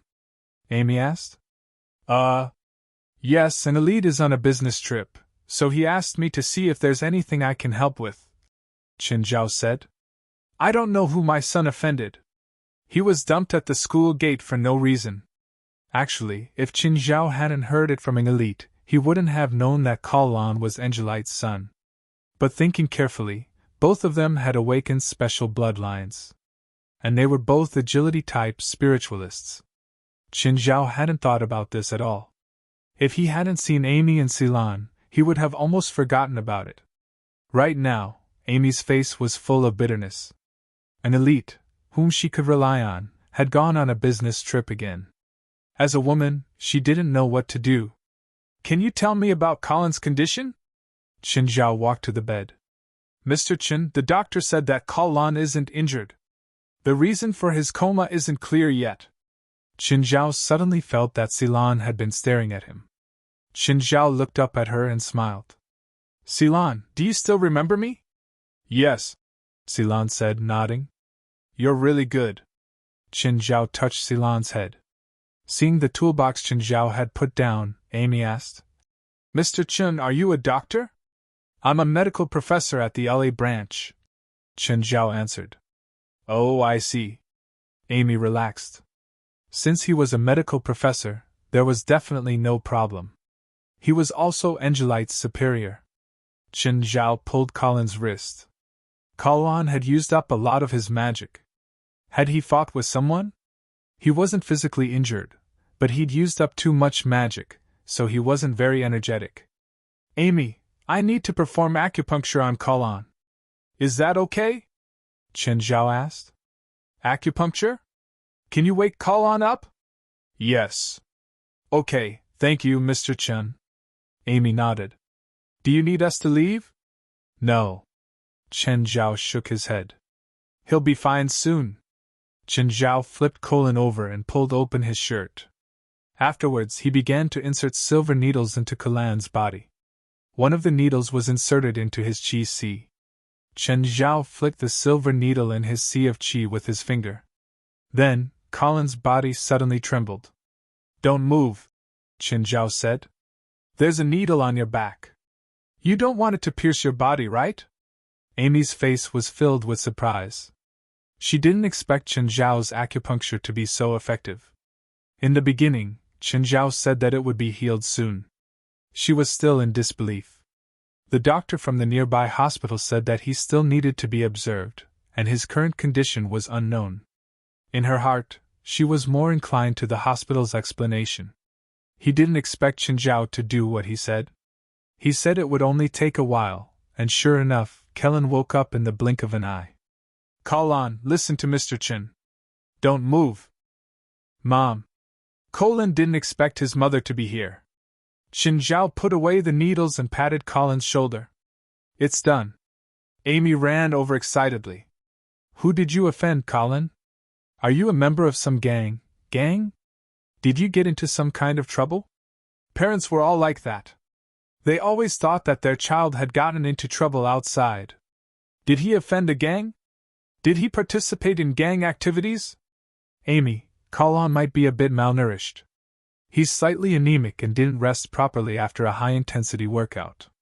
That's why he's in a coma, Qin Zhao said. Is that so? Amy looked at Colin. Mom, I don't even know what happened. Why am I in the hospital? Really? Amy, you should trust your child. Fine, I was thinking too much. Qin Zhao took out a piece of paper.